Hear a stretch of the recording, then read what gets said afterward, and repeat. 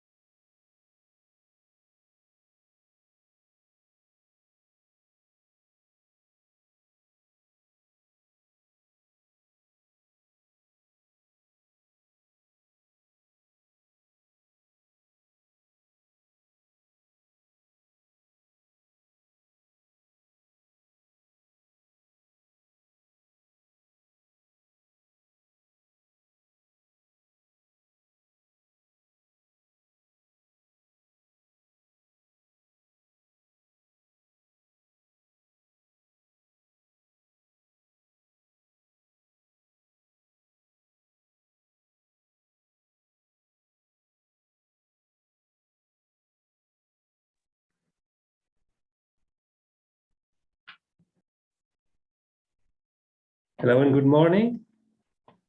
I hope you all can hear me well. Yes, we can. That's already great. Yeah, so let's wait, I think 1 or 2 more minutes as people are joining, and then we will officially kick off the ECEMP.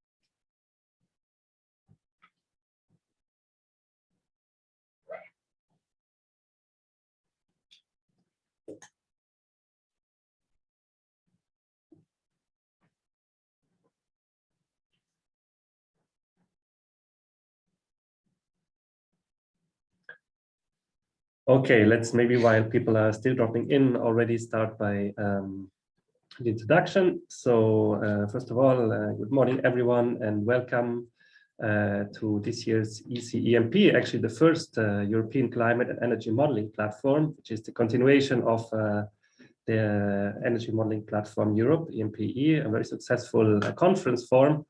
And yeah, this year it's of course it's still organized online or virtually, unfortunately, but yeah, you know the reason for that. So my name is Johannes Emmerling, and I'm senior researcher at the RFF CMCC European Institute of Economics and the Environment here in Milan. And I've been heading the organization committee for this year's conference. And let's start by a word from Vicky Pollard from the Commission, who's a policy officer with a long, many years, almost 20, I think, experience in the European climate and energy policies, including the ETS design, etc. So we're very happy that Vicky accepted to give the introduction here. So let's start by the welcome from the Commission side by Vicky. The floor is yours. Thank you very much, Johannes, and I'm very happy to welcome you to the European Climate and Energy Modeling Platform Conference for 2022. I think that the focus on the interaction between climate and energy and the fact that you're addressing the modeling of climate along with energy modeling is very important. It's, as you said, it's the first this year, and we're very pleased to see that. It reflects the EU priorities, I think, very well. This year has seen very many reminders of the need to act, you know, from the working group reports of the 6th assessment report of the IPCC to the increase in extreme weather events that we've seen again over the recent months in Europe, but also devastating impacts in Pakistan and elsewhere. And so, of course, the energy sector remains a major source of greenhouse gases, but it's also a very important source of opportunity as a key sector which allows us to act to reduce our emissions and get on track to meet climate neutrality and Paris Agreement commitments. And I think the title of this year's event, or this first event under this version of the platform, is very well chosen. 2022 has been a year of challenges, but it's also a year where we have focused on the opportunities we have. And so acting on the ambitions to a net zero EU with roadblocks, challenges and opportunities, I think is a very apt title.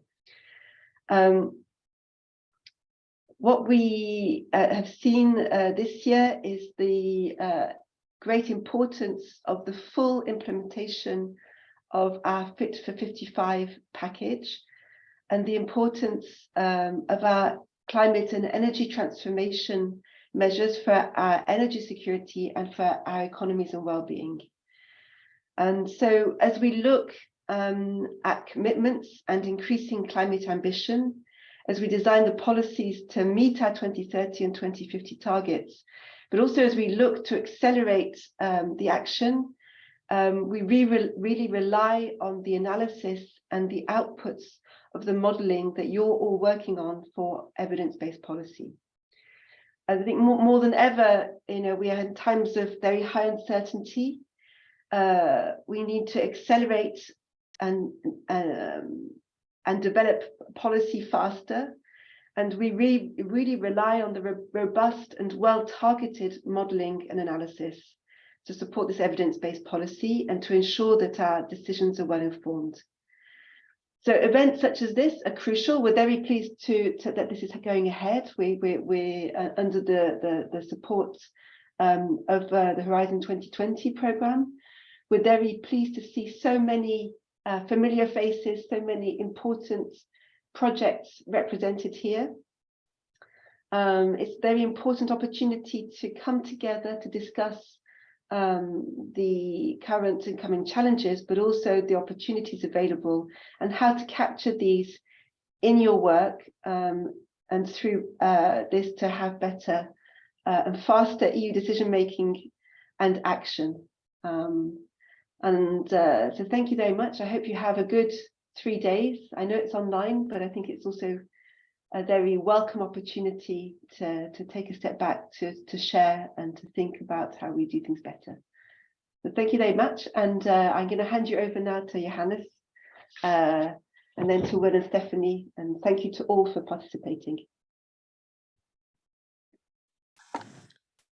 Thanks a lot, Vicky. I think really a great inspiration from the realpolitik and policy around what is needed, and especially for also the researchers here. And yeah, I agree, it's great to have this discussion, and I think it's also really great to see the end use of all this work of research and modeling that is required, and here with the EU focus and the added climate topic as well.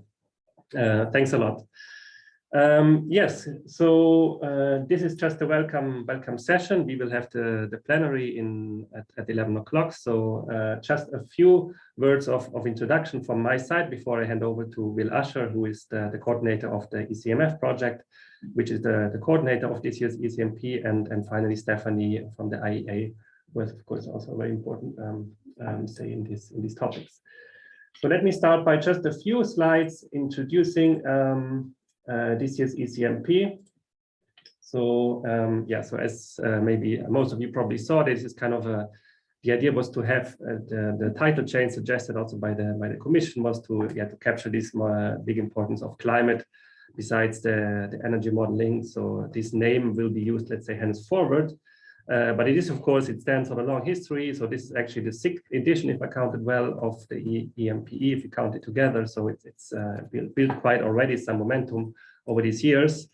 This year, just some statistics. So we had registrations from over 40 countries, mostly European, but not only. We decided to accept a bit more papers because we had 93 submissions of papers, which is a great number, and we only could accept, let's say, a bit more than half of them, which shows that there's really a great interest in this conference and also work in the topics of the theme that was just outlined.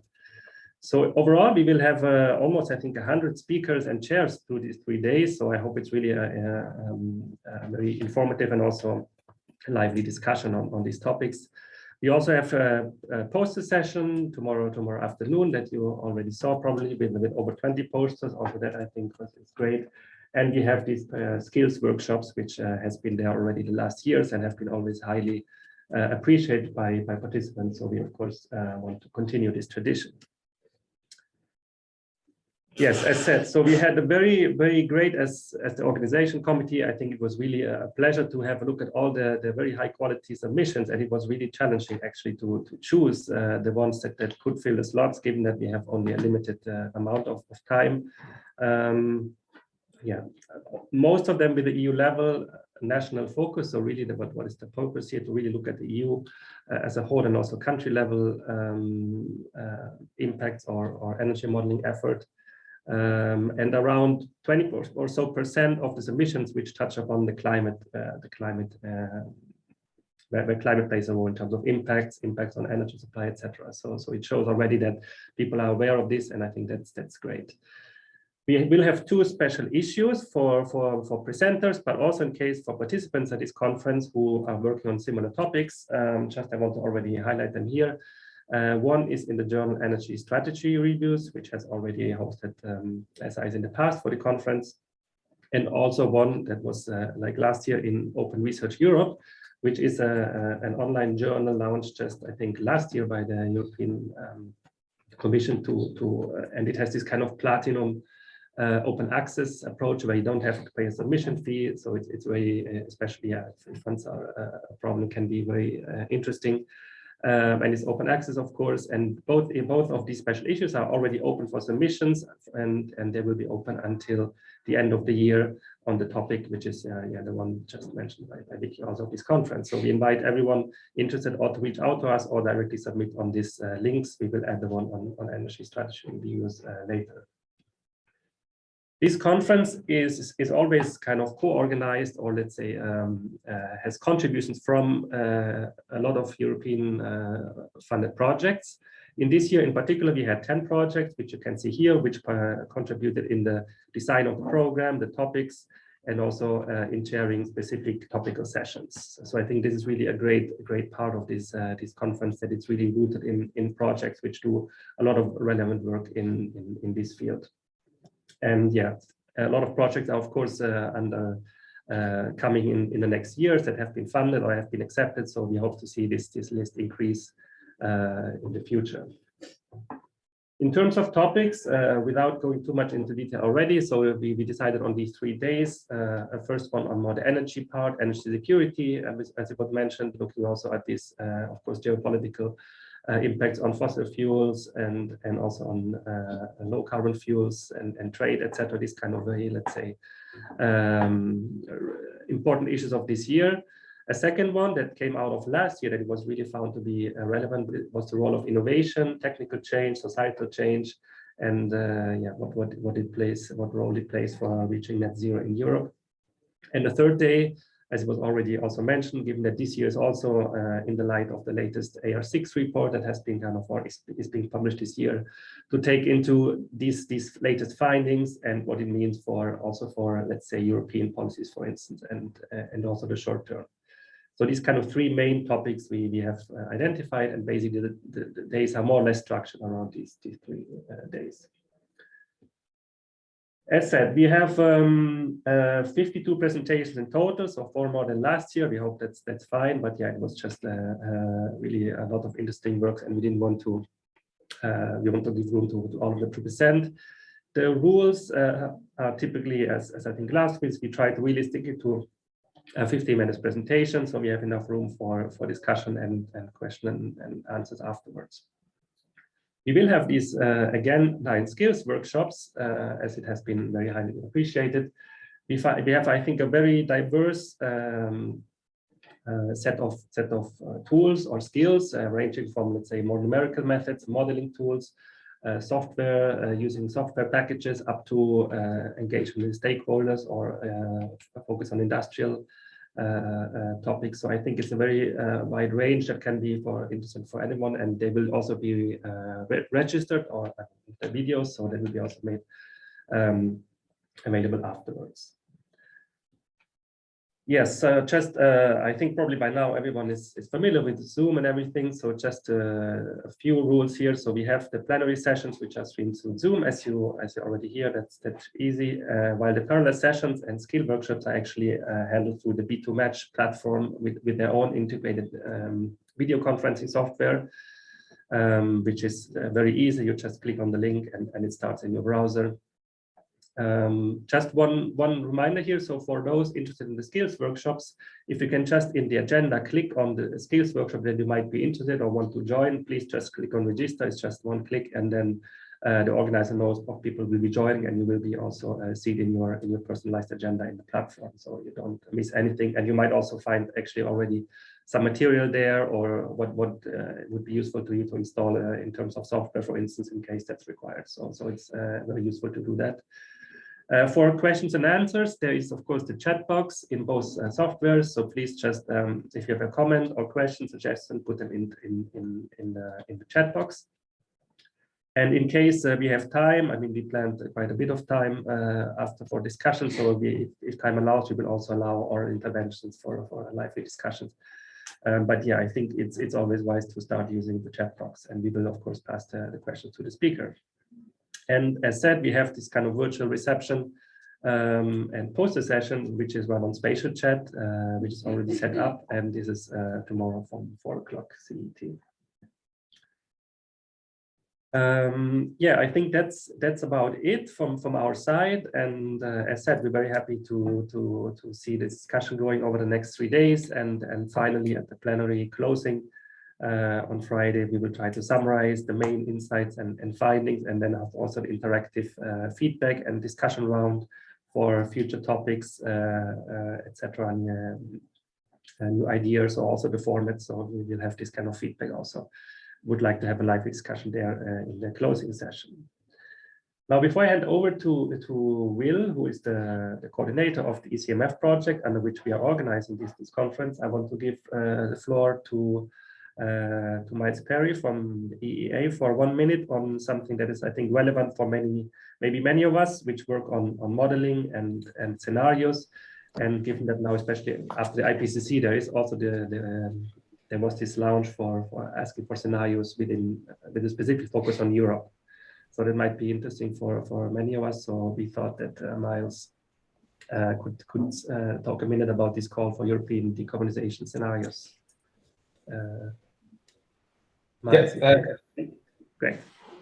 Yes, thank you, Johannes, and thank you to the conference organizers for providing the space for me to make this announcement. It's like the advertisements that interrupt your favorite podcaster.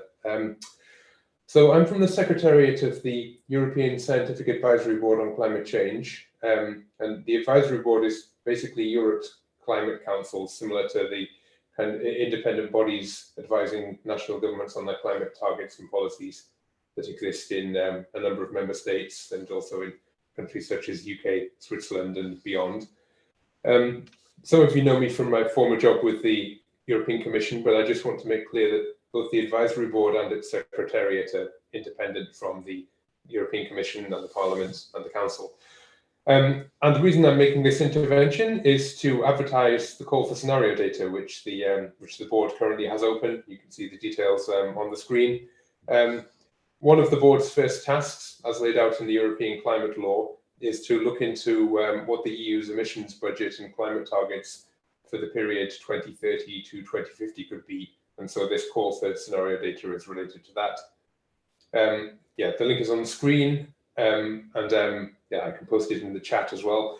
And apart from that, yeah, thank you to the conference organizers once again for providing this announcement space, and also thank you to YASA for providing the scenario database infrastructure, which is similar to that used in the IPCC calls. Thanks very much. Thank you, Miles. Okay, yes, so please check out this link if you're interested. Okay, great. So let's move to the presentation of a short presentation of the ECMF project by the coordinator, William Asher, professor at KTH. Okay, great. Can see. Can you see the presentation? Okay. Yes. Yeah, so good morning, everyone, and yeah, welcome to ECEMP.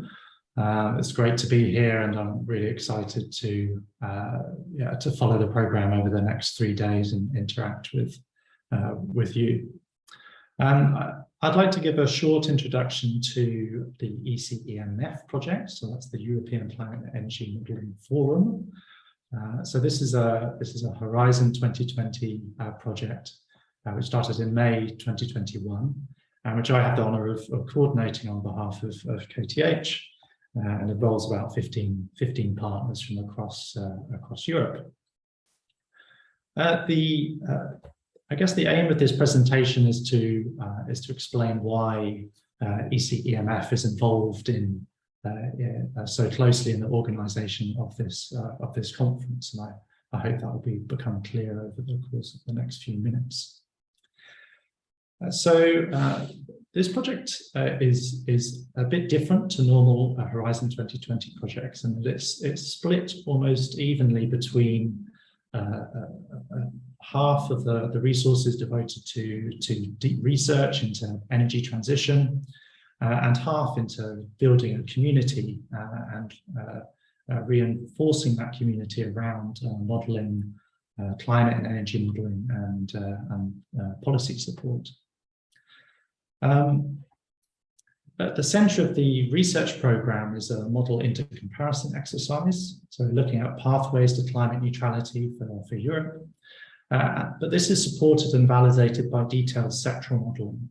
So we have not just large integrated assessment models taking a sort of global perspective on the energy transition, but we're also looking at a European scale with energy system models, and then at a national scale with higher resolution models, just looking at a smaller part of the energy transition.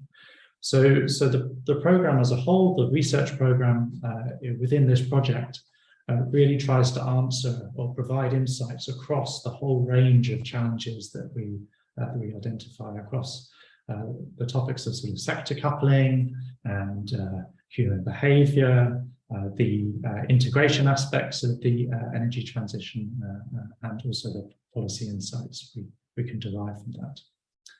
So the aim is to help reduce the fragmentation of scientific evidence around energy and climate. And we want the European research and policy communities to work together to sort of help foster debate and help accelerate action on climate. And we also want to promote European researchers as this sort of global centre of expertise on energy and climate policy.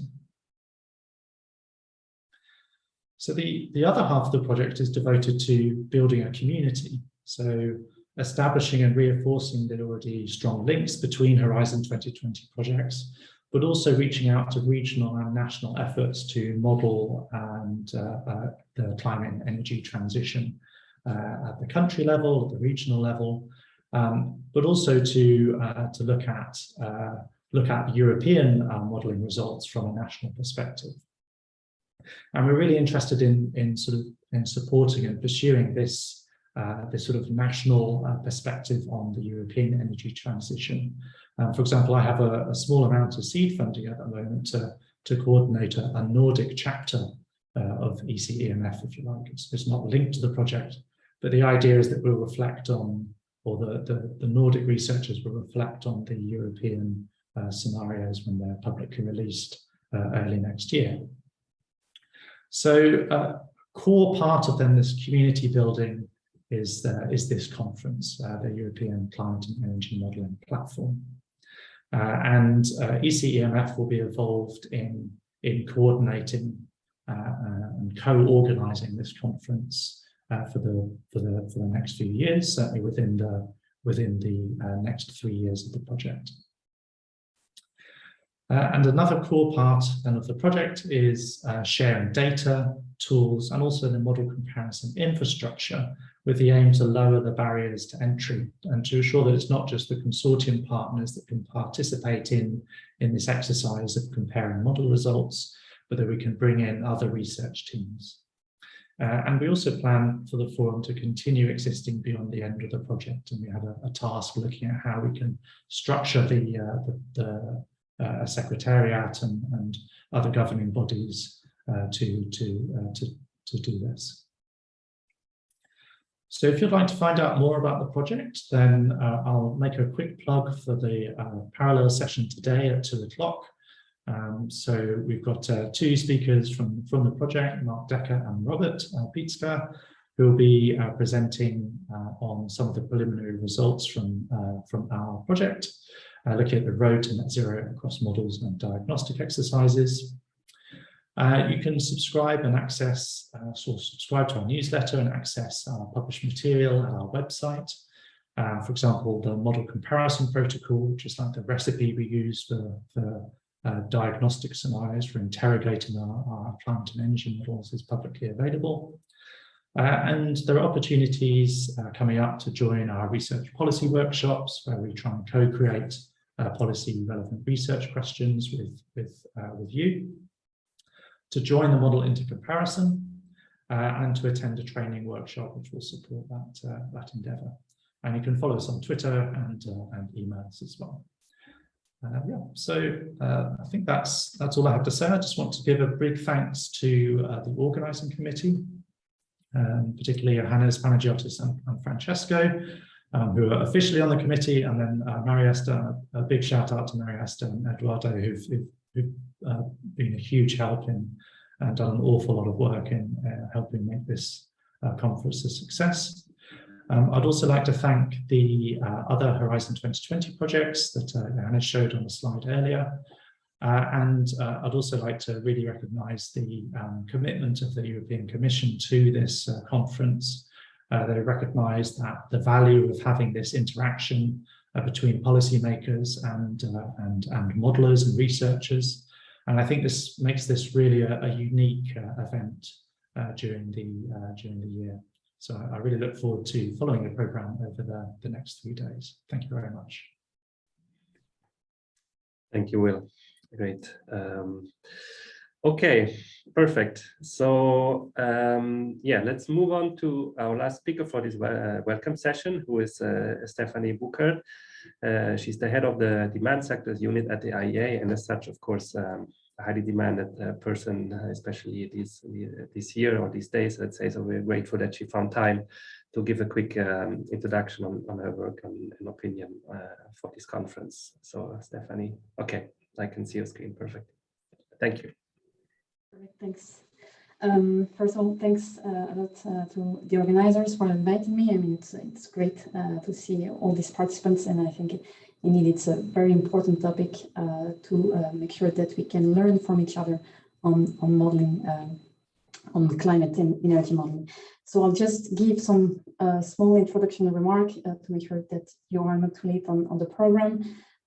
So first of all, with the disappointing record that we have seen from the energy sector, with the most recent data and estimates that we had collected this year and last year, we have seen that in 2021, CO2 emissions reached really the highest levels ever, 36.3 billion tons, and that the annual increase from 2020 to 2021 of 2 billion tons was the largest annual increase ever in history.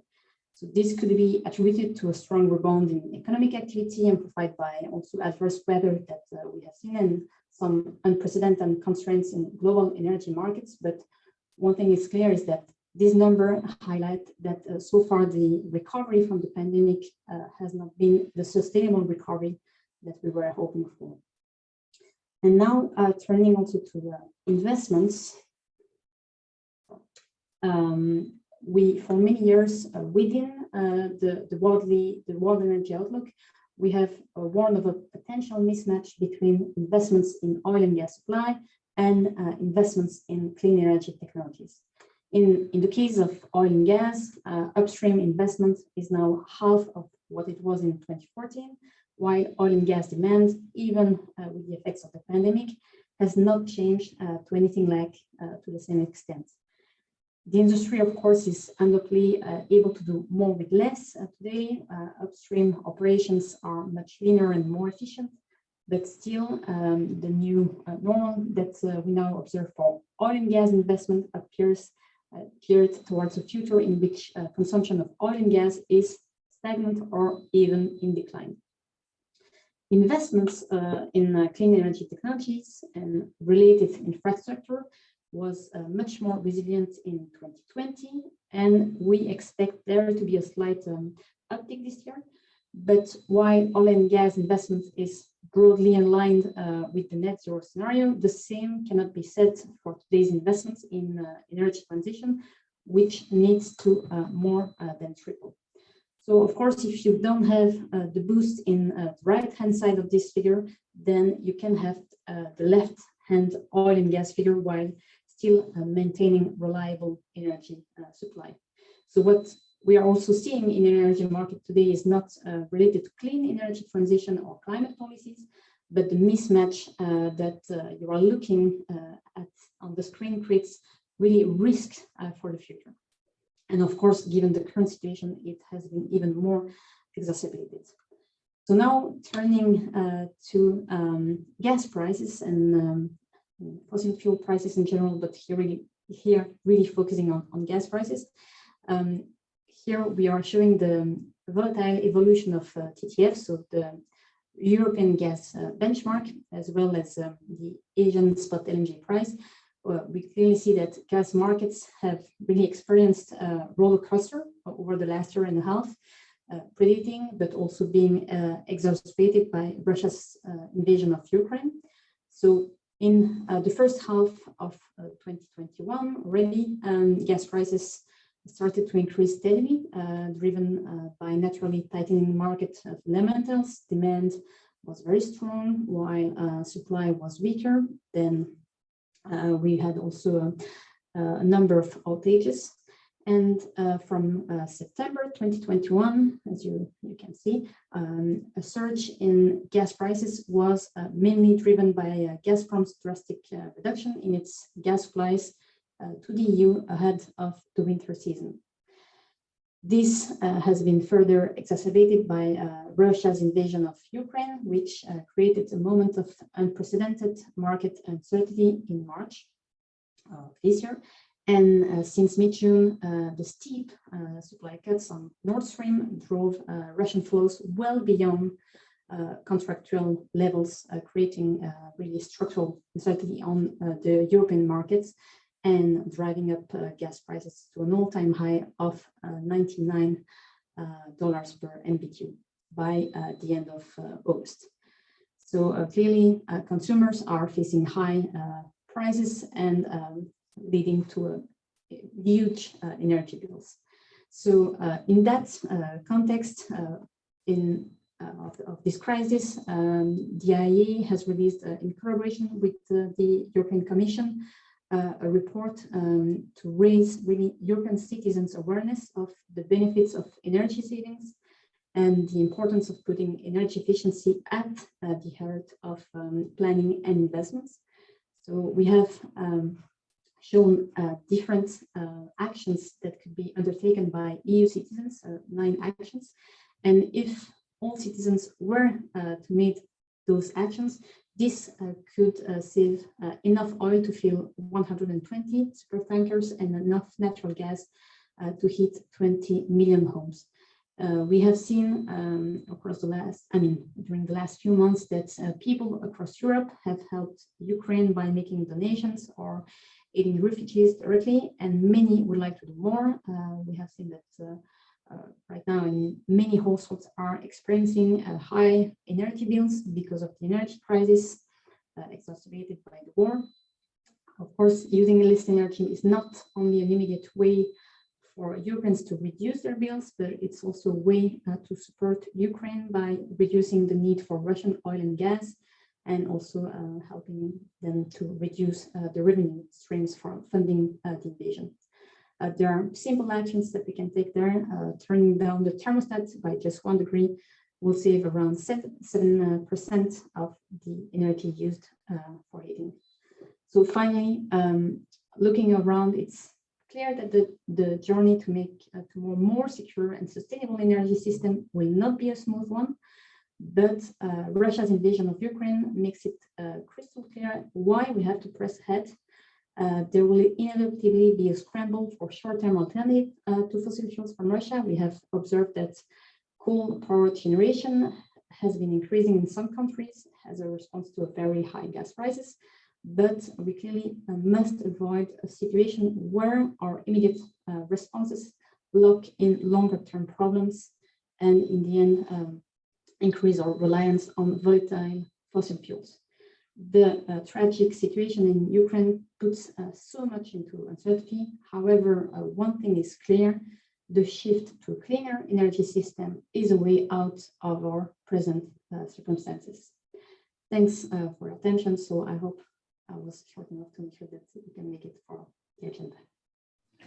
Yes, thanks a lot, Stephanie. I think also a really great and important, let's say, putting the where we are at the moment. And I think it also links very well to the first speaker of our first plenary session, where we shall now basically just smoothly continue here.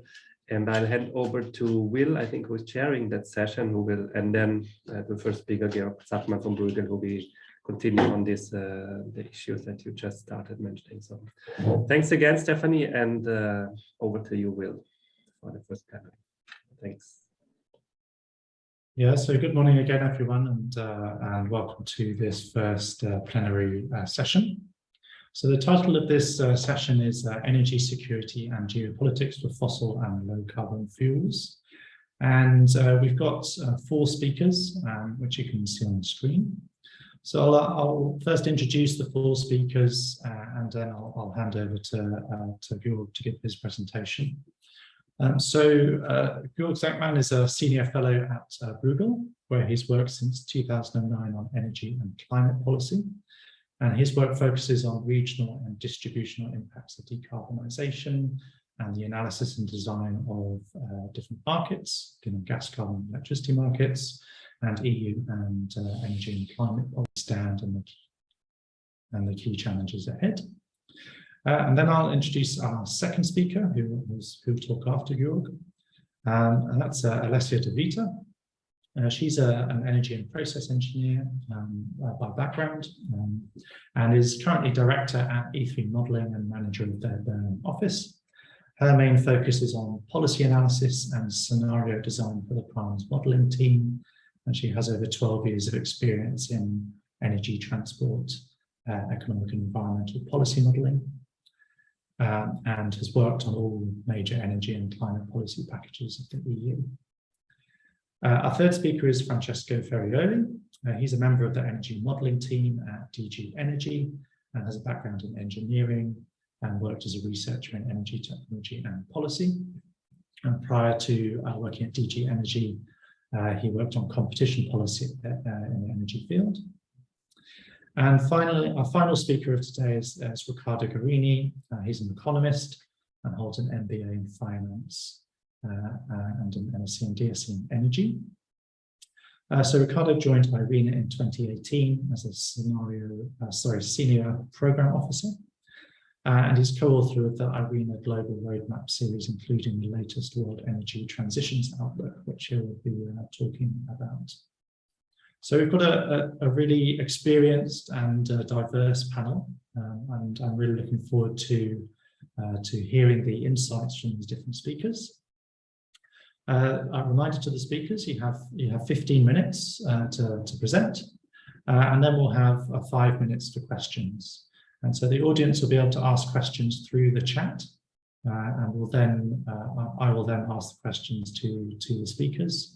And then if we have time at the end, we'll be able to have a general question and answer session. So Georg, over to you. Thanks, William. So I'll put up my slides. Okay,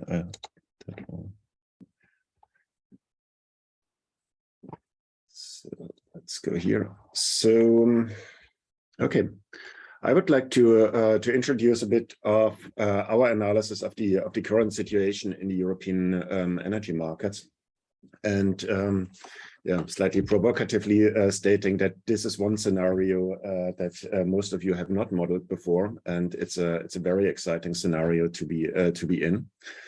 Now, the starting point is that it's a crisis with different reasons at the same time. So we have one core reason is Russian gas export decline. Another reason is underinvestment in the past decade in energy supply, be it green or be it brown. And the third reason has to do with the European electricity sector. So I'll try to walk you a bit through how we see the current problem. Now, what we first observe is that Russia, since more than a year or so, since starting maybe in July last year, started to reduce gas flows to Europe, did not refill its storages, and since the beginning of this year, subsequently started to close down individual pipelines to the European Union. So Yamal was closed already in spring. The Ukrainian gas transit system has been reduced massively in terms of exports, but it's still running. Nord Stream has been closed since summer 2022, and yeah, after the recent explosion is not going to come back. And the Turk Stream pipeline now also seems to be declining in volumes, which might mean trouble for Hungary. So overall, a lot of gas is missing. We had a look in June into what we predict for the winter, and our assessment was that if Europe manages to reduce consumption by 15%, we should be about fine, even with a full stop in gas supplies from Russia. Now, the situation has been that Russian gas flows still continue to a limited degree, and gas demand reduction happen. So therefore, what we observe is that gas storage levels look relatively healthy. So we managed to put substantially more gas in storage than a year ago at this point in time. And the member states almost all overachieved their storage filling targets. So in terms of gas storage volumes, we are better than we could have hoped. The challenge is now a bit that the gas storages are so full that we see essentially gas prices declining because there's no more place to put the gas. But during winter, that will change because withdrawal season has started now. What happened in this year in terms of gas imports is really a massive switch in terms of supplies. So essentially, Russia reduced its exports to Europe by about 57 billion cubic meters, and this is EU and UK. And this amount has been essentially compensated by increased LNG imports and increased imports from Norway. At the same time, we also had to refill our storages because at the beginning of this year, they were rather empty, and we now have them filled. And we achieved this essentially by reducing demand by a similar amount. Now, if we don't have to refill storages, kind of because they are overly emptied, we would essentially be able to survive without all Russian gas. So that looks relatively optimistic from this perspective. The question is, how long can we sustain this demand reduction, and whether we will be able to get these amounts of natural gas imports that we are currently paying extremely expensively for. The big wild card in this game has been LNG imports. LNG imports have been higher than any industry representative predicted at the beginning of this year. We have almost constantly got about 3 billion cubic meters per week of LNG. So of a global LNG market of 550 billion cubic meters, the European increase in consumption absorbed 15% of the global market. So that's only the addition. So EU and UK on total is now 30% of the global LNG market. And if you assume that half of the global LNG market is kind of spot LNG, which is probably an overestimation, then the EU got a significant share of the free amount. So you can also see the picture here on the US exports of LNG that have been essentially rerouted from Asia to Europe this year. For me, this is important information because we are currently having discussions on price caps in Europe, and the question whether Europe will be able to get similar amounts of LNG as we got this year, because LNG, as I explained, saved us. If we only are willing to pay significantly lower prices, and I remain relatively doubtful about that. Then, in terms of gas demand, you see here a figure that we'll put in a blog post that will come out this week in terms of gas demand development in the different member states. And what we observe is that industrial gas consumption went down quite substantively in many member states. So in Germany, for example, by about 20%. For household gas consumption, we still don't know because winter has just started, and we are not yet clear about whether population will react to higher prices and a general understanding of a crisis situation, or whether households have no ability or willingness to react. And for the power sector, the picture is mixed, but not very good. So in normal times, one would have expected that the power sector will absorb or will be able to reduce a lot of gas consumption by switching on more coal-fired power plants and maybe switching to oil. And we have seen much less of that, and I'll explain to you why in a moment. Now, if you ever doubted about the value of the European internal market, I think this crisis should tell you that the European internal market is one of the best inventions we have had in European energy policy. What you see here is how the gas flows in Europe were rerouted due to the changing supply situation, and markets extremely smoothly, without any disruption to supplies, managed to completely change the way in which member states are getting their gas. So much less gas to Germany from Russia being replaced by more gas from Norway, more gas from LNG, and so on. And so we essentially managed to compensate a 20 to 30% decrease in gas imports from in our overall consumption from Russia with other sources, without having any disruptions and still being able to fill our storages. Now, currently, the situation is that LNG terminals are essentially booked out in the Northwest European part. So it's not possible to bring more LNG into the Netherlands and through this into Germany and Eastern Europe. The capacity between Belgium and Germany is exhausted. So Belgian gas prices are lower than German gas prices, and also French gas prices stay lower than German gas prices. But the hope is that during winter, with the building of additional floating regasification units in Germany, and the one that has been installed in the Netherlands now, plus the opening of a pipeline in reverse flow from France to Germany, prices in continental Europe will kind of reconverge to a single price zone. Now, that was the story on gas. Now the story on electricity is essentially we had a double shock.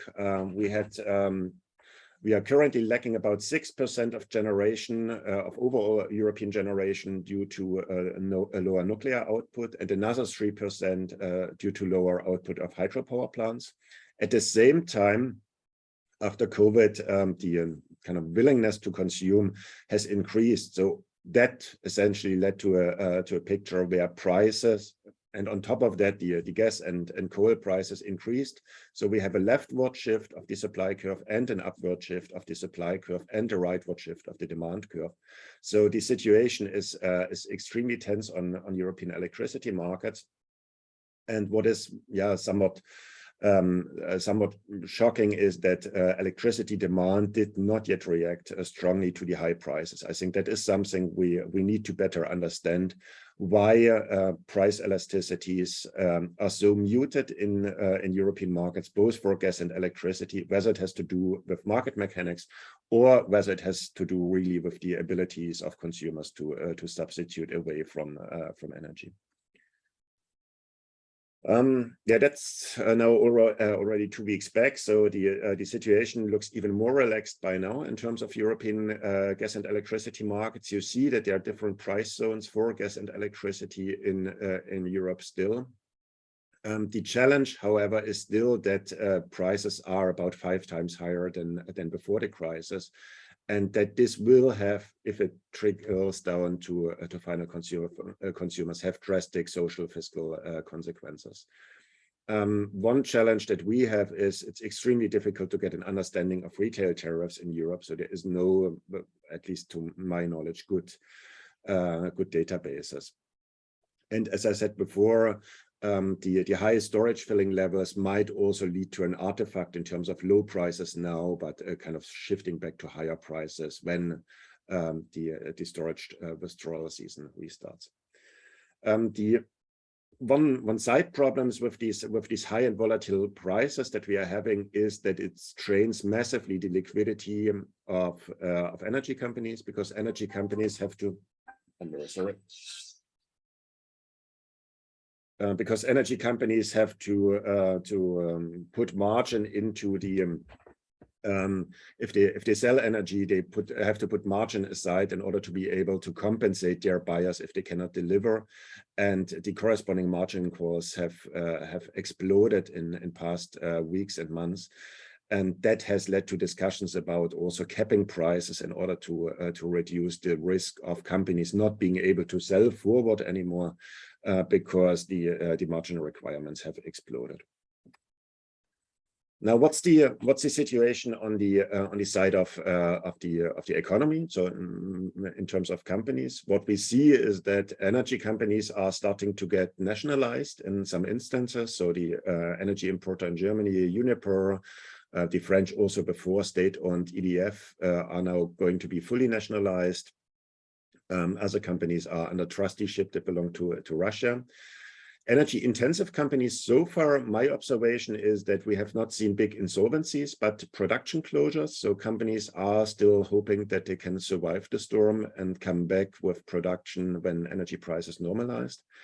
And one of the big challenges that I see is this energy finance nexus. So to which degree these massive shocks that we are going to see on energy markets that are reaching easily 10% of European GDP are going to spill over into the finance sector. For example, the companies or the banks or financial institutions that are borrowing to the energy companies. Now, what's the short-term challenges that we see? So my main concern is we are supply constrained, and we are going to be supply constrained for at least 1 or 2 more years very tightly, and after that we will also not come back to normal.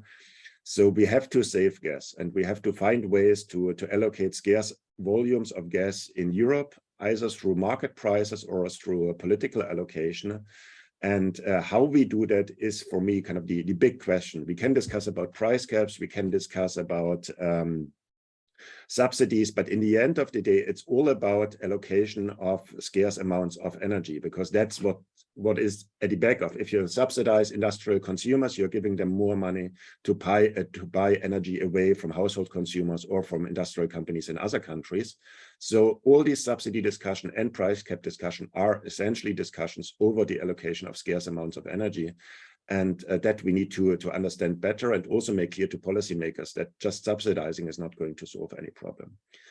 At the same time, we need to relieve household budgets. It's not possible that they pay 10 times more for energy and keep consuming other goods. So that would have significant macroeconomic consequences. So we need to find ways to do this in a way that does not boost energy consumption.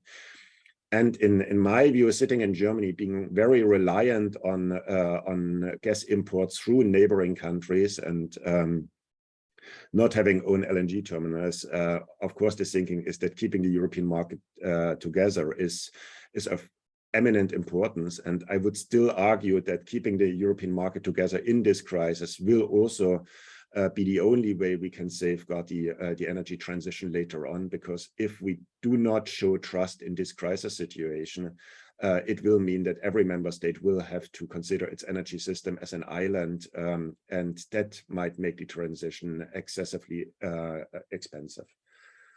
And yeah, finally, I think we should have a look on this cascading effect in this energy finance nexus. Now, the big challenge that I think policymakers should get more clear about is that we have a dilemma in the internal market. So the internal market is really helping us to allocate efficiently, but at the same time, it also dilutes the benefits of all the good things that we need to do. It dilutes the benefits of bringing more supply into the market. It dilutes the benefits of reducing demand. So if Germany brings in nuclear power plants, there are some calculations that say, okay, the German power price will only decrease by 2%. But it's not a German power price, it's the European power price. And it will also spill over into the gas price. So the benefit of such a German move will be European and kind of in terms of numbers much stronger than the German policymakers would observe. The same for reducing demand. If Italians subsidize their consumers to reduce demand, it will not only benefit Italian gas prices, but it would benefit European gas prices. So at the same time, the cost of those policies, so German nuclear extension, demand reduction in Italy, are felt extremely nationally. So you have a sort of free riding problem here. At the same time, and that's kind of the flip side of it, subsidies allow domestic consumers to outbid foreign consumers. And it looks always nice. You give your companies money to consume, but you essentially only push up prices because your neighbors are going to push back with subsidies on their end. So if Germany subsidizes its glass industry, the Czechs are going to do the same. And at the end of the day, all of them will continue to produce glass. The gas prices go up, and some other industry is at risk of being closed because of the higher prices, and the subsidy circle continues. Yeah, and then finally, we have some issues in terms of time consistency. So if we now want to speed up moving out of the crisis with investment, the investments today are maybe twice as expensive as they would be in normal times if we want to really speed them up. But the cash flows later on will go down because we have done the investment. So there is another kind of time inconsistency problem that we have to address. So therefore, I think we need policy to overcome these dilemmas in the internal market to get out of the crisis. William, what? I'm just saying you've got you're running out of time, Bill. So if you can just wrap up, thanks. Good. Yeah, that's unfortunate because that has only been the short term. But I see that. Let me. Okay, I will send around the slide. So, I mean, what we have been proposing in a paper to close up the short-term discussion is essentially to say that heads of state and government should sit together and kind of try to establish a sort of soft price cap, arguing we want to keep prices for electricity and gas below a certain level. And in order to do that, each of the member states is essentially committing itself to bring in as much as politically locked supplies, for example, through joint purchasing of gas, and reducing demand, for example, through schemes like buying out industrial consumers to achieve those general price volumes. We think this would allow to keep markets function properly, essentially give policymakers tools that are in the frame of policy, but not let policymakers directly intervene in markets that serve us extremely well for allocating scarce resources. Because all those proposals that are out there in terms of subsidizing gas prices, for reducing electricity prices, or other mechanisms have extremely severe side effects that tend to reduce efficiency and thereby make a bad situation even worse. Now, I skipped the long-term outlook, and maybe I would like to end with one thing that is extremely close to my heart in the current situation.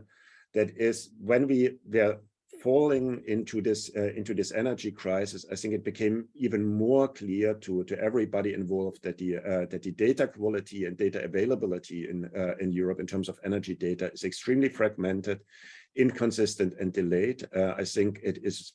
I mean, we were the ones that were able to kind of show how the gas flows are going. We were the ones that are trying to calculate how much the different subsidy systems in the member states are costing. And in terms of a very quick policy making required in the middle of a crisis, I think we should look to the US and this Energy Information Administration and try to build something that is even better than that, because without having good data available freely that is consistent and that everybody agrees to, a lot of the political discussions we are having are leading nowhere because we are not sure what we are talking about.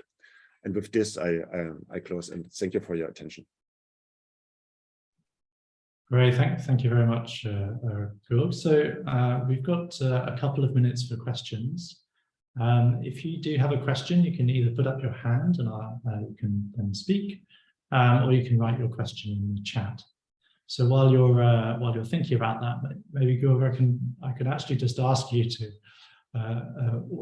what were the sort of highlights from the long-term challenges you foresee? Because I think that will link then to the other presentations that we'll see, and also to the overall theme of the conference, because we're thinking about this sort of long-term transition to decarbonisation, to climate neutrality. So what disruption do we see, and what new challenges does this crisis present to that long-term vision? I mean, I'm coming here mainly from the gas side, and there the expectation would be that I mean, futures prices indicate that European gas prices will be significantly higher than kind of American prices still until 2026. So we will have a very long period in which energy-intensive industry in Europe will not be very competitive. And then the question is also how convergence will happen. So will convergence happen via the trade of factors, so essentially LNG brought to Europe? Will it happen through a trade in intermediary products, so for example basic chemicals, ammonia and steel?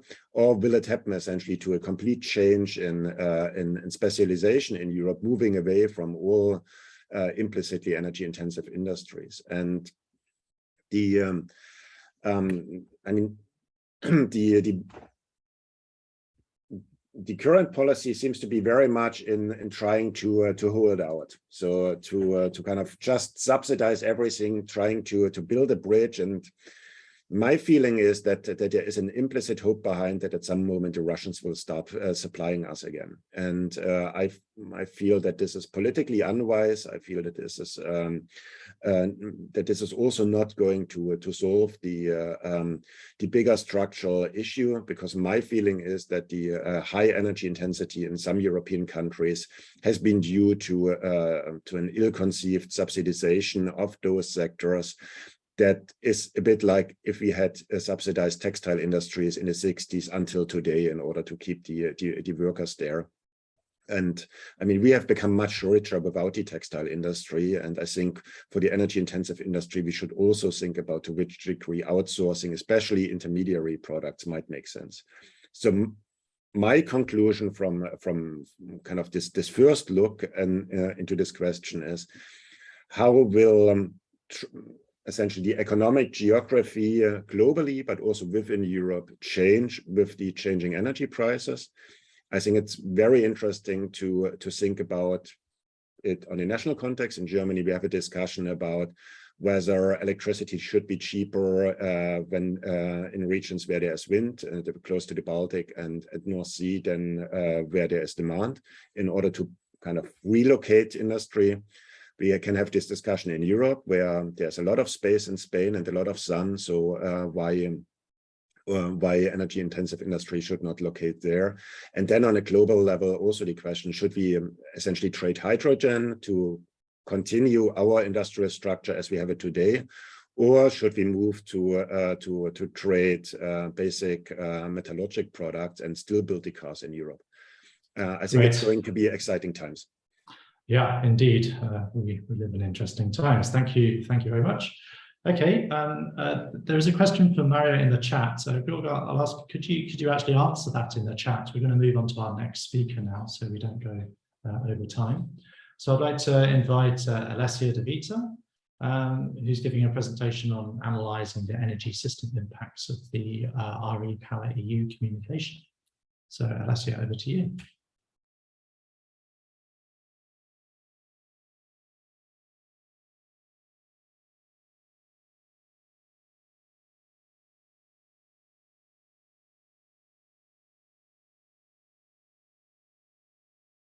You're muted, Alessia. And we can see your presentation. Unmuting helps. Right, we can hear you now. Thanks. Good morning. Good morning, everyone. Thank you, Will, for the introduction. Thank you very much to Georg for this presentation before mine on this very interesting topic. Now, what we try to do is to analyze the energy system impacts, in this case of the REPower communication, on the EU energy system. And for this purpose, we have been using two key models. One of them is the pretty well-known primes model. Primes is a full energy system model, meaning it includes all elements of supply and demand. Each sector is, the model is modular, and each part of the model acts as an independent model with its own independent users, meaning that we try and simulate as best as possible the different behaviors of the different sectors. The model runs all the way to 2070, but here I will be focusing obviously on the time period to 2030, which is at the moment the most interesting part. It covers all of the EU as well as several non-EU countries, which are particularly interesting, especially given the current situation. The analysis which I will be presenting here will be combining both the results of the primes model, so the energy system model, the core energy system model, together with our primes gas model. This is the model which tries to simulate the natural gas infrastructure and the flows of natural gas, both at the commercial and the physical level. So it includes all the pipelines, the LNG terminals which are available in Europe, the storage facilities, as well as the liquefaction plants, and it includes, as well as the European countries or the EU countries, also the entire European countries for the pipeline gas and the LNG demand, and has a simplified way of covering all the world for LNG demand. It also includes 4 typical days in order to try and see that everything will be working at all moments in time. It is a non-linear model, and yes, it tries to decide and optimize the production, the flows, the storage, and the shipping, both on a physical level, taking into account the physical constraints which exist in the system, as well as the commercial agreements which would result from this element. This is now a simplified overview. The model has been, given the current situation, been updated and revised in the early part of this year. While I don't promise that our results are able to fully keep up to date with all the recent developments, we do try to do it as much as possible. And we therefore try and optimize now and see what the changes of the system mean when we try and optimize the natural gas system under the non-linear network operation constraints of mass and pressure.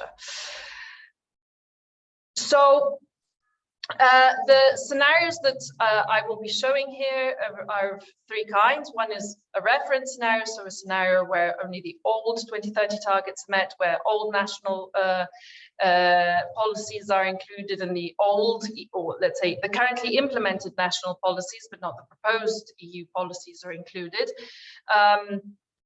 This is then complemented by a scenario which includes all the Fit for 55 policies, which means the policies which have been introduced in July 14th or proposed on July 14th, 2021, which means higher emission reductions, higher rest targets, and higher energy saving targets. And then, given the current situation, we have applied a scenario which has on the one side, higher fuel prices, only within the context of Fit for 55, in particular gas prices, obviously, but this also has an effect on oil and coal prices. And then we have introduced also all the short and mid-term measures to reduce demand, which have been additional to the Fit for 55, proposed by the EU and the so-called Repower Plan, as well as member state policies, particularly those which were announced on changes in the coal phase-out policies, as well as changes in the nuclear policies. What does the Repower EU plan include? It includes both short-term and medium-term measures. So the short-term measures are obviously the diversification of gas pipeline routes, higher load factors for pipelines which are not related to Russia, which do not exist. Obviously, limited additional LNG under the current infrastructure or possible additional floating infrastructure. Demand side behavioral changes, and here we're talking about short-term elements such as reduction of temperatures in houses, and this kind of elements which can be applied hopefully on the short term. And obviously in the modeling now we have assumed that these elements do take place. Some energy efficiency investments, whatever is possible in the very short term, and then obviously in the longer term, in the medium term to 2030, as well as fuel switching to reduce natural gas wherever possible. Obviously, sector by sector, there are different possibilities for the different elements. In the medium term, so, and here we're talking 2030, not beyond, obviously. What is needed is obviously very ambitious energy efficiency investments and innovation, including heat pumps, so a much faster heat pump uptake than what would be already the case already in Fit for 55, retrofitting and lots of energy efficiency in industrial processes.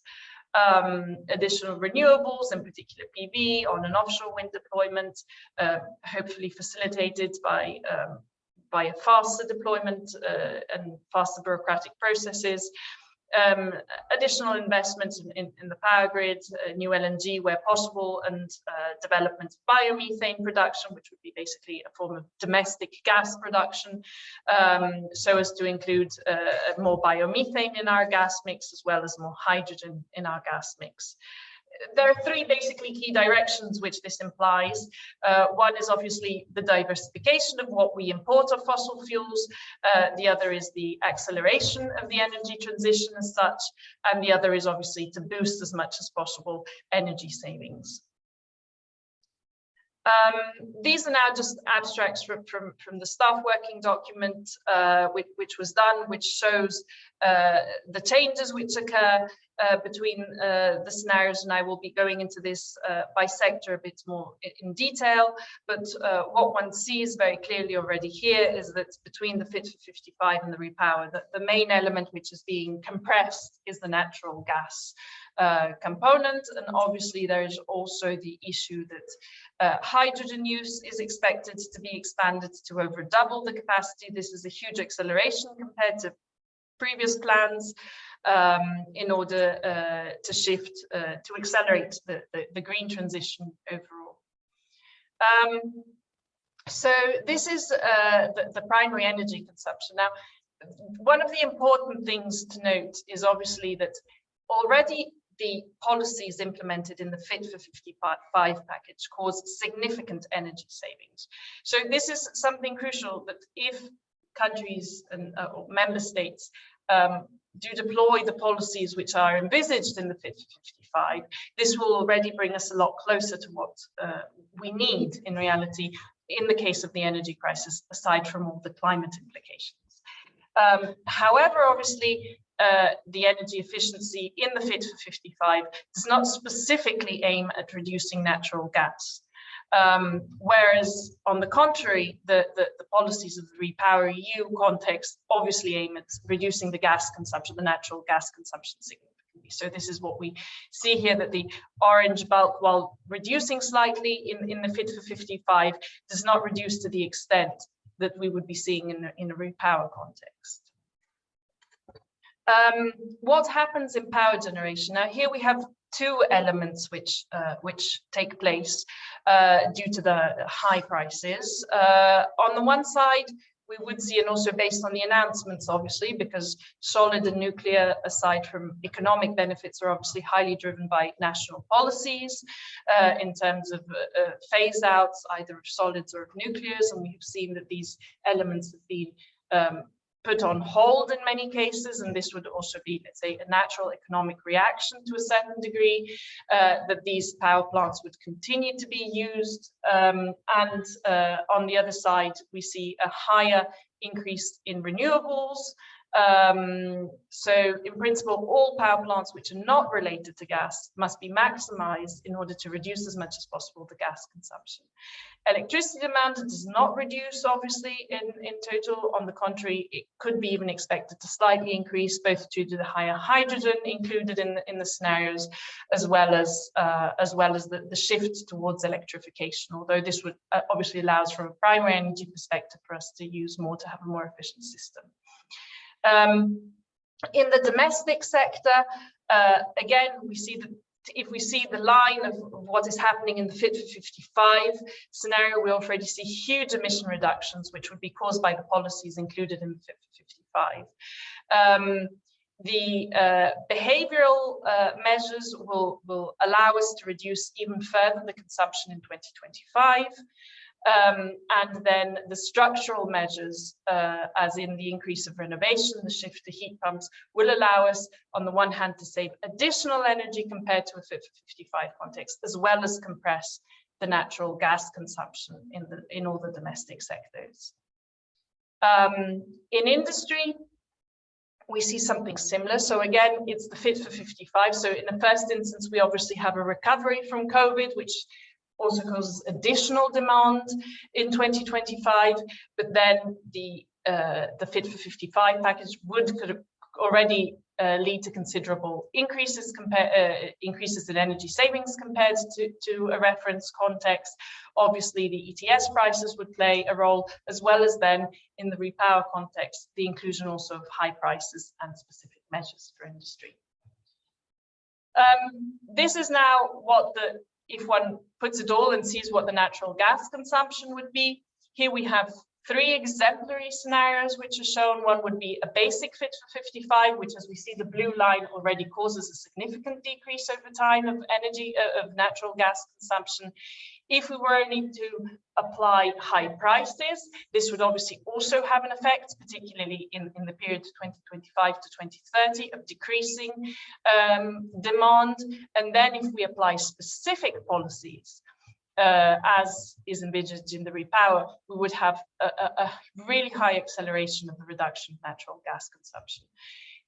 Here it also shows what would happen in the rest of Europe in a simplified manner, where there seems to be, according to what we can see, slightly less elasticity. What could this mean if we analyze this with our gas model? If we suddenly have a reduction, are we able to reduce the Russian imports? So this is now an elimination of Russian imports by 2025, maybe already outdated through also Nord Stream, etc., not being able to produce at all at the moment. What we see is obviously that through the big reduction in gas consumption, it is possible, with the more or less existing infrastructure and very small additions to the infrastructure, to eliminate Russian imports in the short term. Obviously, what we see and what we have been seeing and what was mentioned before by Georg is obviously what we must see is obviously an increase in the share of LNG versus pipeline, and an increase in share terms and in absolute terms of whatever is possible to import through pipeline from other European countries. European and non-European, obviously, countries. So with this, I would come to my key conclusions, the outcomes from the modeling on our side. On the one side, the outcomes which come through from our natural gas model. So it is feasible to get to zero Russian gas already by 2025, earlier possibly. We would have to run that now, mainly through a significant shift to LNG, and obviously facilitated by an adequate adaptation of the pipeline system, the elements mentioned by Georg, reverse flows where necessary, and full usage of all other pipelines which we have coming into Europe.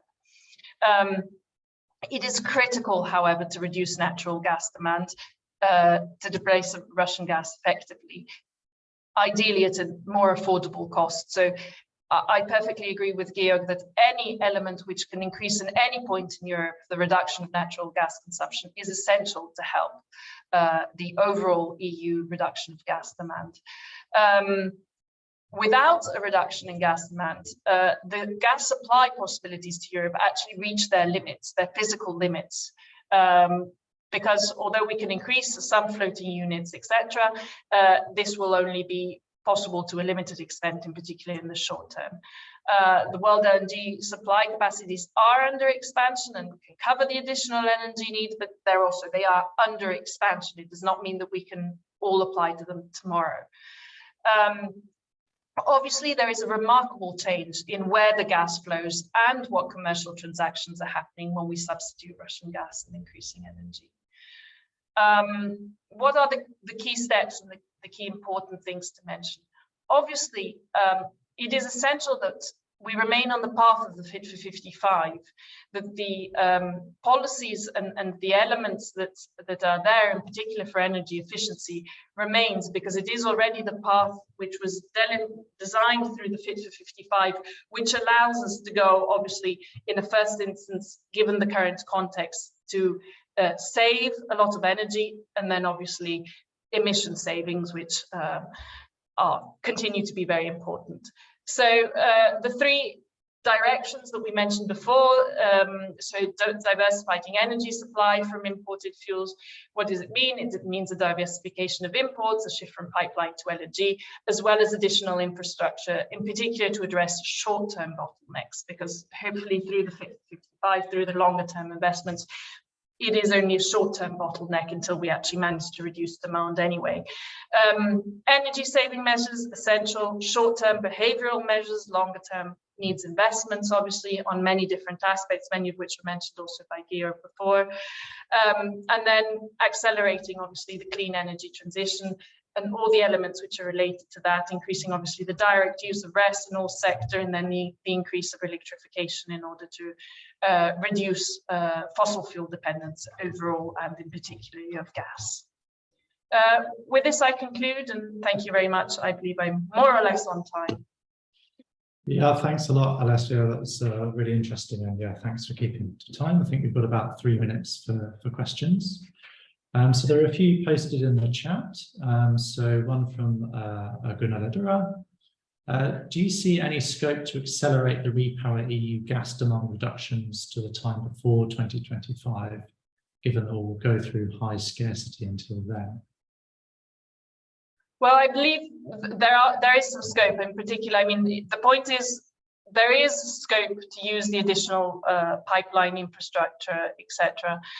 Obviously, it will be challenging, and there is also a need for some behavioral change in all aspects. And Georg mentioned a few examples of some elements already happening in terms of industry reducing demand, what has been able to see.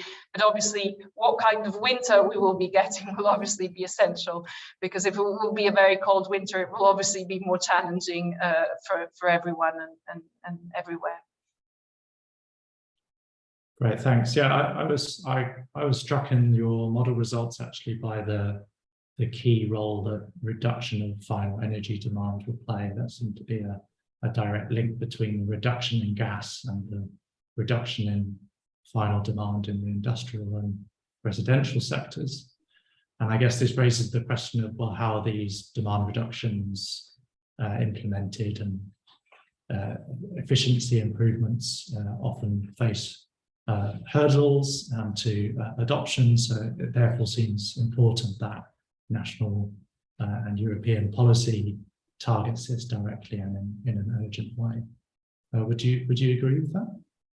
Yes, I mean, I believe there is a structure of policies, both at EU and national level, on paper at least. And it is, I believe, in particular, given the current context, essential that these are actually implemented, all these policies, and brought through. Because, I mean, we have had theoretically also a 2020 target for energy efficiency, but we all know that this was barely met, and only thanks to COVID, because it seemed, it was obviously not an official target, it was only an indicative target, but I believe that the role, and I mean, there are many elements in place, energy efficiency first, etc., but it is essential that also when now subsidizing energy on all sorts of level at national measures, that that this does not get lost, that we still need to do the energy efficiency everywhere.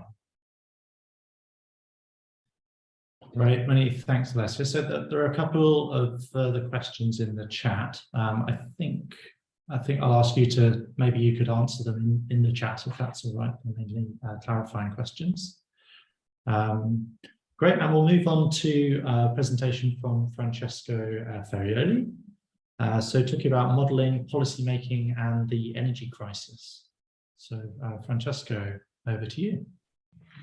Yes, thanks. Thanks a lot, William. As you know, I'm working in the modeling team of DG Energy. I'm not an expert in geopolitics or in energy market. I'm also not a modeler, but rather I'm a user of modelers, in particular from Alessia. So what I will talk today is something a bit different. It is how modeling can be used to communicate to policymakers and to develop policies, and in particular, how it can be used in the context of a crisis like the one that we are experiencing now. I took this from a presentation that I gave to the International Energy Workshop in May, and I will also skip quite rapidly to the slides, so my apologies for that, but I will do my best to stay in the 15 minutes. Now I'm trying to share my screen without losing your side of view. Okay, I can still see you. Perfect.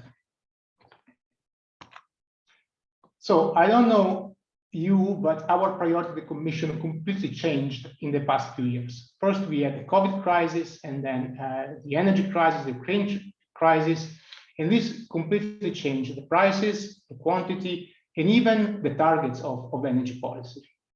So how can modeling be useful in this situation, in a situation where things evolve so fast? First of all, sorry, Francesco, sorry. There's I think you've got a window over your slides and it's blocking out you see that one slide text. Yeah. So let's try to get rid of that. Great, thank you. But that was not it.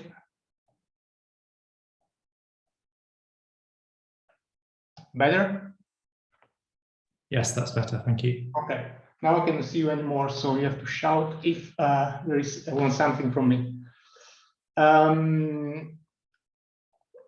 So a quick summary of what happened in order to derive some best practices for energy modeling in this condition. So first of all, a couple of years ago, a bit more than 2 years ago, we were finalizing the modeling for the Fit for 55 when the COVID crisis happened.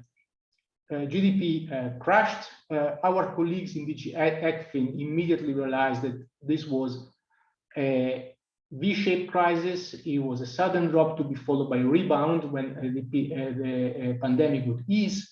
But still, according to our best prediction for GDP growth, in 2030, we would be a couple of GDP points below our expected trajectory before the crisis. This would have had very deep impacts on the final energy use and on the modeling results. So we had to go back to the board and redo the modeling in order to take this into account. As you all remember, energy consumption collapsed during the pandemic. Energy prices collapsed at an extremely low level, and we thought we had an emergency like that. And then this happened. The increase in energy prices not only changed the objective of the energy policies, but it also changed the assumptions. So the energy prices trajectory that we had before had to be updated. They were no longer applicable anymore. So what is this talk about? These changes are not the exception. Maybe we will not be so lucky in the future to have this type of crisis, one back to another, but there have been crises before, and there will be also in the future. So how can we build an energy climate policy that is resilient to this type of change? And how can modeling be used to inform policymakers in this condition? So the main message is that modelers have to focus to identify messages that are robust enough that do not depend on the crisis. They remain valid in the long term, even if fuel price change or even if other condition, technology costs change. should be kept in mind that policymaking is not a least cost approximation. We don't look at which scenario has the least cost and we choose that one. There is always a process of negotiation later on, and models only inform on target, but they do not set the policy design overall. I will give some example regarding on the impact on the modeling assumption, talking about fuel prices, technology prices, and then move on to the impact of long-term trends and short-term shock. So regarding fuel prices, they have, as you well know, you're probably better than me, they have a big impact on the modeling results. The obvious thing to do would be to do a sensitivity analysis on the fuel prices. However, you have to keep in mind that it's really not possible to communicate a sensitivity analysis to politicians. The message has to be condensed in a way that all the nuance and the interval, they are lost in the message. So what would be more important, especially in this situation, would be, for example, to have an idea of the magnitude and the frequency of the shocks. Maybe have something like a model of a 1 in 20 year shock, so that it is can be immediately communicated to policymaker what the impact would be in terms of the main indicator. For policymaking, we all try to favor a market-based policies. For example, the ETS price, the carbon price, that kind of follow the economic activity. So it rises when the economic activity rises and vice versa. However, energy policy, first of all, energy policy is not like monetary policies. There are multiple market failures. So we will always have some sectoral measures and we will not have one global carbon price. Moreover, extreme event will test our policy. In times of emergency, we will need emergency measures. We've seen it today, and we've seen it with the Euro crisis. It will not be possible to carry on with market-as-usual policy, even if we have designed those policies precisely to withstand this crisis. Another example is the security of supply regulation for gas, which was set in place precisely with the idea of sharing gas in the time of crisis. But we see today that we need other measures and different measures. Another important assumption is the impact of technology development and technology costs. We see that technology costs, they change in a way that is very hard to predict, even if with any model of endogenous learning that you might have. And this has a big impact on the modeling output and the modeling results. This is not an abstract question. There is one member state that based the energy transition on a switch to natural gas, for example, or an increase in power generation of natural gas. And it's needless to say that these policies did not survive current crisis. So what would be important to know from modelers is if our scenario depends critically on one technology, what happens in one technology which is not fully deployed on the market, that never reach that level of market penetration, either because costs do not decrease enough, or because the technology is not accepted. This implies that we should always try to favor in policymaking technology neutrality, but this is extremely difficult. And here modeling should always emphasize the fact that technology neutrality is needed. We should not use modeling result, for example, to allocate investment by sector, because this investment might change, especially if we go down to very granular level of detail. Finally, the impact of different timescales in energy policy and in energy modeling. We have topics that in energy policy that cover different timescales, go from next winter to the end of the century. So first of all, we need the adequate tool, an adequate set of models to analyze all these timescales. So not only long-term energy model, but also dispatch model and energy market models. We can ask the question of if short-term shocks are important for long-term climate policy, what will happen in 10, 15 years? Maybe the supply and demand of fuel will converge again to the equilibrium price, and this will all be like a small shock, which of no importance. So for the long term, we should only focus on long-term trends and not on short-term shock. There is some truth in this, but there are also counterexamples. For example, the Great Recession 2008 caused a great restructuring of the economy with a decrease of the energy consumption, a permanent decrease of energy consumption compared to the trajectory that was projected before. And the similar things happened in the 70s. For example, energy efficiency in Italy is higher than in many other countries because of the impact of the oil shock of the 70s. So it's higher today because of the impact of that oil shocks. Now, if we cannot anticipate crises like the current crisis, we can anticipate long-term trends. We know that there are many long-term trends that will affect our energy policies. And this includes climate change, but also demographic change, automation, globalization, and resource scarcity.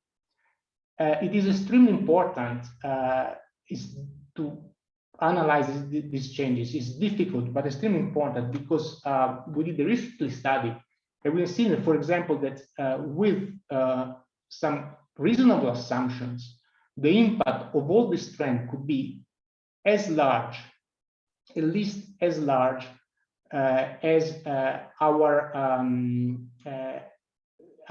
impact of the energy transition, as the impact of the Green Deal.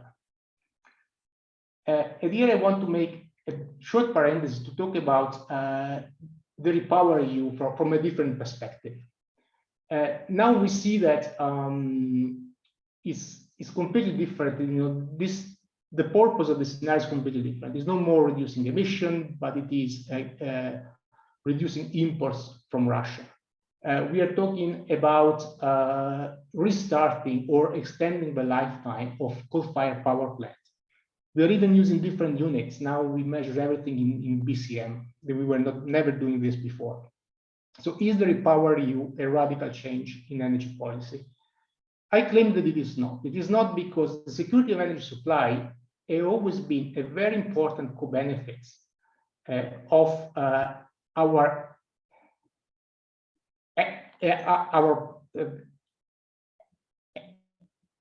energy policy. The security of energy supply has always been one of the three aligned priorities of the energy policy. There was secure, cheap, and clean energy were always the three pillars of energy policy. And this alignment, which has been repeated over and over in the past decades, is one of the reasons, if not the main reason, why our policy survived. You have seen before in the slide from Alessia that the Fit for 55 were already going in the direction of reducing our energy dependence. The emissions in the REPowerEU are marginally lower than the emission in the Fit for 55 scenario. This means that our shift to coal, for example, will not increase our emission because it will be compensated in the short term by a reduction of energy supply and in the long term by more renewable. This is not by chance, but it's because our energy policies are aligned and the goals of our energy policies are aligned. This does not mean that there will not be other emergency caused by maybe by these same trends. For example, the GRC recently modeled the macroeconomic impact of the current supply shock, and this is also comparable, if not larger, to the effect of the Green Deal. This is an important consequence of energy policy and also on energy modeling. we have to think, for example, of what will be the effects of the consequence of climate change. You already seen before that the current crisis, one of the causes of the current crisis is also the drought that we had this summer, which reduced the availability of hydropower. So what will be in the future the effect of climate change? How will that disrupt our energy policies and our economies? So some conclusion, I see that William raised his hand. It means that I'm probably reaching the end of the talk. We see that as ambitious as the energy transition is, it might have lower or comparable impacts to both the short-term shock that we are experiencing and the long-term trend. On one side, this is positive because it means that the cost of changing the way we use energy might not be too large. This is something that we've seen in all the modeling that we've done in the past years. We can afford the transition. But this also means that we will have to face other crises in the future. This is why it's important that we try to anticipate this crisis, and most of all, that we have a very strong citizen buy-in into our objective. And with this, I conclude. Thank you very much. I'll stop sharing my screen. Great, many thanks, Francesco. So nice to hear a reflection on modelling approaches. And yeah, I was actually just teaching a master's course this morning on a similar topic. So it's great to see that kind of thinking is ongoing within the Commission, and it's a few salient points there for us to contemplate, us modellers when we're working with you. Great. So, are there any questions for Francesco? We've got about 3 minutes, and yeah, okay. We've got a good question from Roberto. So, I'll read out the question for you, Francesco. So, you made a strong statement about having to stay technology neutral. At the same time, there are countless examples where only the explicit choice of certain technologies focused enough investment and research to allow upscaling. So it's like, yeah, photovoltaics in Japanese, German, Spanish, and Italian support. So now that the market maturity has reached a tech-neutral approach may work for upscaling renewable energy sources. But is this the case for other technologies? And what's your take on this? Yes, that was too bold of a statement. First, it depends on the level of readiness of the technology, and technology neutrality applies more to those technologies which are ready for the market and not for others. However, one can make the argument that, okay, also in funding research, one has to be reasonably technology neutral to avoid misallocating the funds, let's say, in one direction or another. This is one of the reasons, it is a very valuable objection. This is one of the reasons why it's so difficult to implement technology neutrality. It's something that has to be done in a very reasoned way, and this is also where modeling can be useful. It can be useful identify which technology or which set of technology are absolutely important and vital, and so we require to deviate from this principle in order to develop that particular technology, or hopefully one of a certain set of technologies.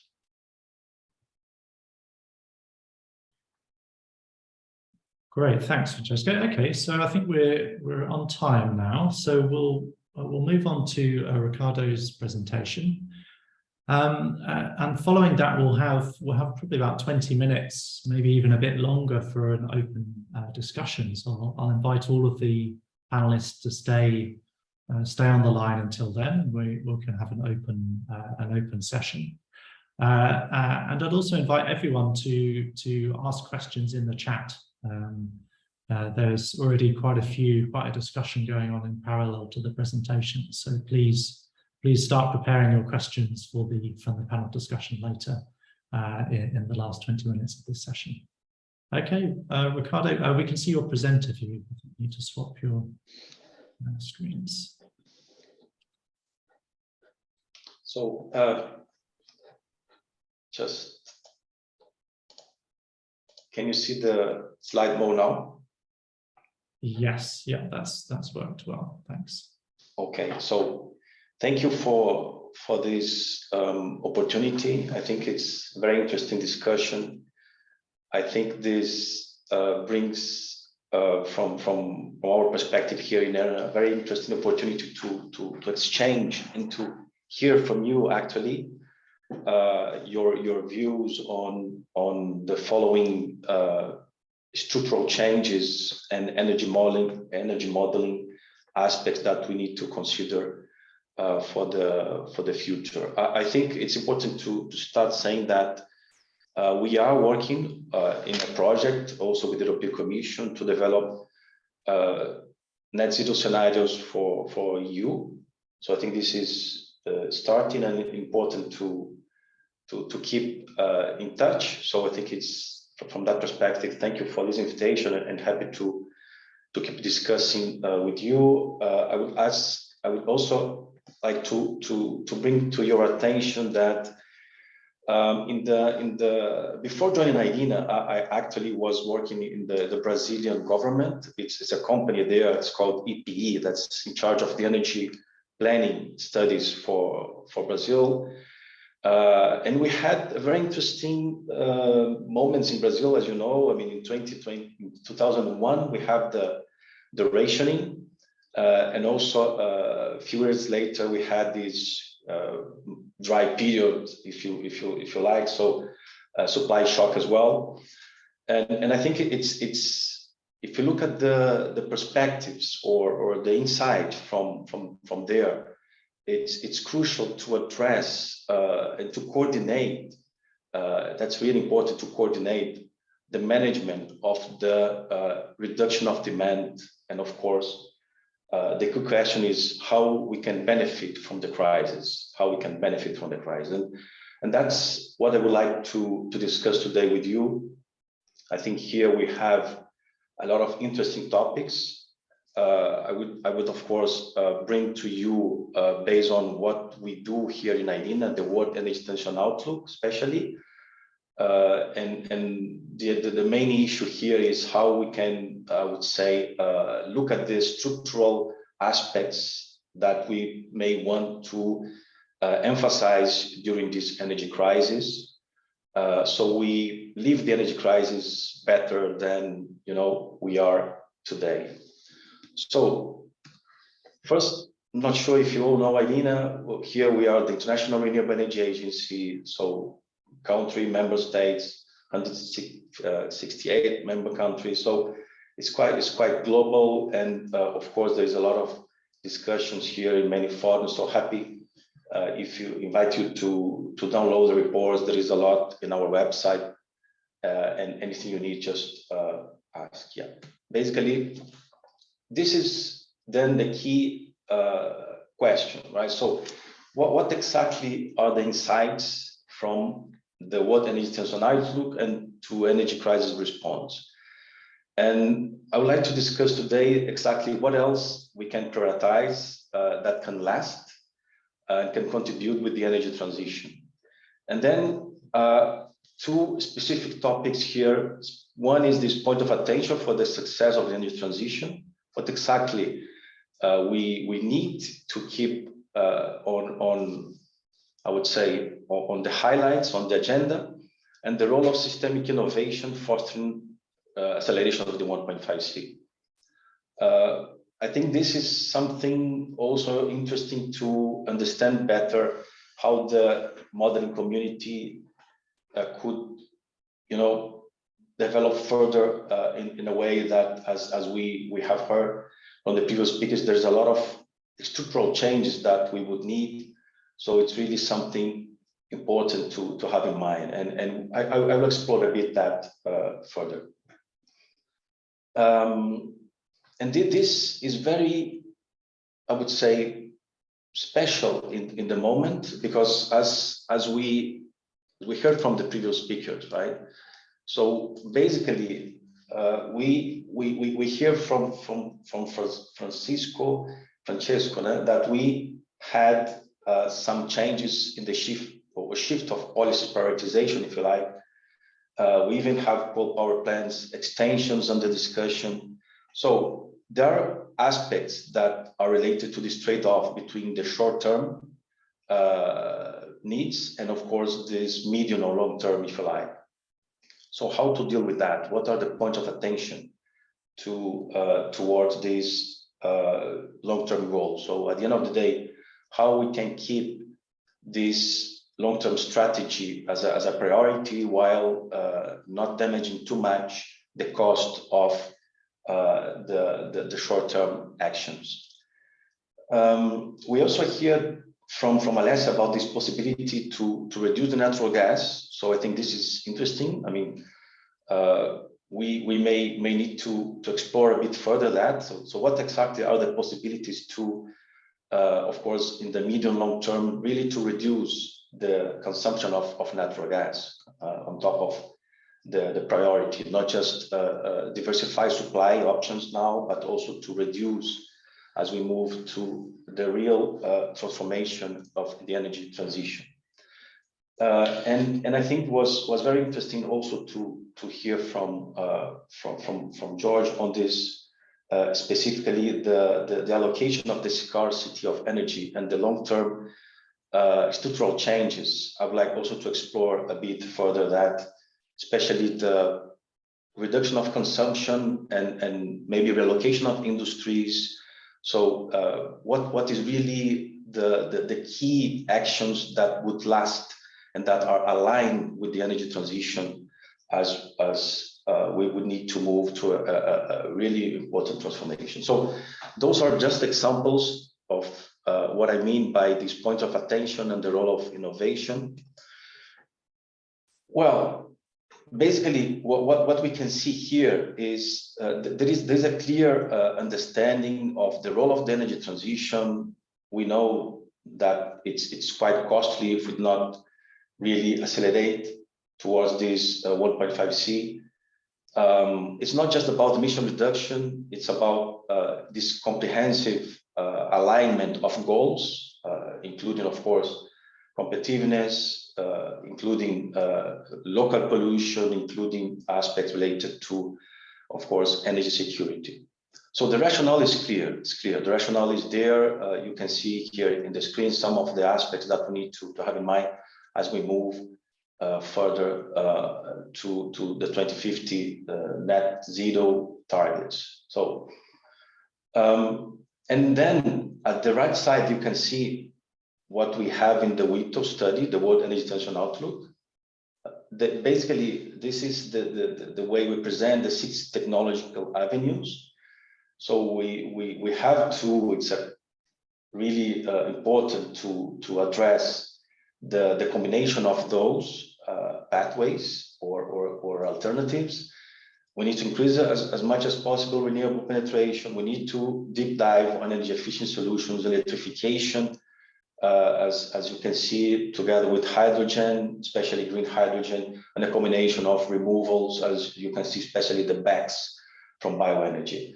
And in the 25% renewables, we have, of course, direct use and generation from renewables. So this is how we see the reduction of emissions over time, and this is 2050 numbers, so we need to be 37 gigatons lower by then. So that's the portfolio. That's we know how this is important, and not doing that, of course, has major implications. That's also something was mentioned before. There is a cost that we as society globally will face if we do not really manage to reach that. So this, hope you can see, I'm not sure if it's too small, but basically this is just to bring to your attention as well some of the indicators and the level of ambition that is needed. So we need to move fast. We need to move towards 2050, and we need to move fast. And this decade is crucial. As we know, the status is that's what you can see here, off and on track, and all those the last quarter, basically most of those indicators are not on track, and it's really crucial that we try to understand how we can accelerate those trends. And I think from here we can start to understand that most of the reactions so far that we see in the Repower EU, and as well following the Fit for 55, is aligned with those avenues. So we see a lot of efforts and additional budget to renewables, energy efficiency, of course, electrification, hydrogen, and so on. But I think it's important here to stress the impacts of the energy crisis and how we can keep on track and even accelerate, as that was the narrative before, you know. And I think also, of course, the world is looking at Europe and how Europe will react to that. And it's not just about the European context anymore. It's about the negotiations and in the climate and energy community. It's about really the new energy trade agreements. So there is a lot on the table. And EU is on the spot, as we all know. It's very important to have some framework to understand how the performance of all these management of the energy crisis can be handled. So well, we know the KPIs, we know the targets for the 1.5C, we know the priorities for this decade. As I said, we must reduce coal power generation, fossil fuels. By 2050, we need to have 75% reduction in fossil fuel. So that's, at the end of the day, what we need to deliver by then. And of course, this decade is important to accelerate the power sector fossil fuel consumption, especially. As you can see here also, we have some numbers on the renewable energy shares. Basically, we have 65%. This is global number, but just an indication, 65% by 2030. In the case of direct electricity, we're talking about 30% basically of final energy consumption. So electrification is crucial. And of course, the direct renewable by 2030, we need to increase by 12 to 20%. And so there are some specific topics here. And this is just to bring to your attention that there is a concertation of actions that are really needed in a coordinated way to bring that to implementation. And the question is how the energy crisis is affecting all of this. So I think I would like to start then, and this is the last slide, but I take a little bit more time here. But basically, what I would like to discuss, and this is more questions than answers, right? To our Q&A and perhaps as a follow-up as well. Of course, the energy crisis, crises, they usually have together the opportunity to change, and we know that, and this is what we are trying to understand here in IDENA. So what are the key topics that we would like to see better off after the energy crisis? And in this case, the question is what we should not forget while managing the energy crisis, what we should emphasize dealing with the energy crisis. So what you see in this figure is a framework where we usually try to assess innovation aspects here. We call that systemic innovation. It's not just technology innovation, as you see, but basically there is a need to really change aspects related to governance, institutional frameworks. There is a lot on market design and regulation aspects. There is technology infrastructure, innovation needs, financial innovations, business models, innovation, structural changes across value chain innovation. So this is, a combination of pillars, if you like, that will deliver the proper, I would say, infrastructure in that sense towards the 1.5C. And as I said, the energy crisis at one hand is bringing a lot of issues, especially the cost of the acceleration is increasing in a way that there is a systemic risk increasing in all the markets as we see and as we speak. So basically the acceleration is a critical, I would say, in a critical crisis as well, because of course, the funds, the available funds may have additional cost, and of course institutions are supposed to deal with that, but it's not really crucial to understand the implications. I see William has an hand, so I will summarize, but basically looking at this technology and infrastructure aspect, there is an important and critical role of the readiness of infrastructure. So we need really to, especially grids, electrical grids, and here I'm not just talking about the internal EU grids, but I'm talking about the reinforcement of grids across borders, and how we can, of course, try to increase the trade of all renewable sources. We talk about natural gas, but how to reinforce the possibilities of international trade. Hydrogen as well is a possibility, but maybe bioenergy should be also reinforced. What are the aspects related to market design and regulation, and how we can incorporate that in energy modeling as well?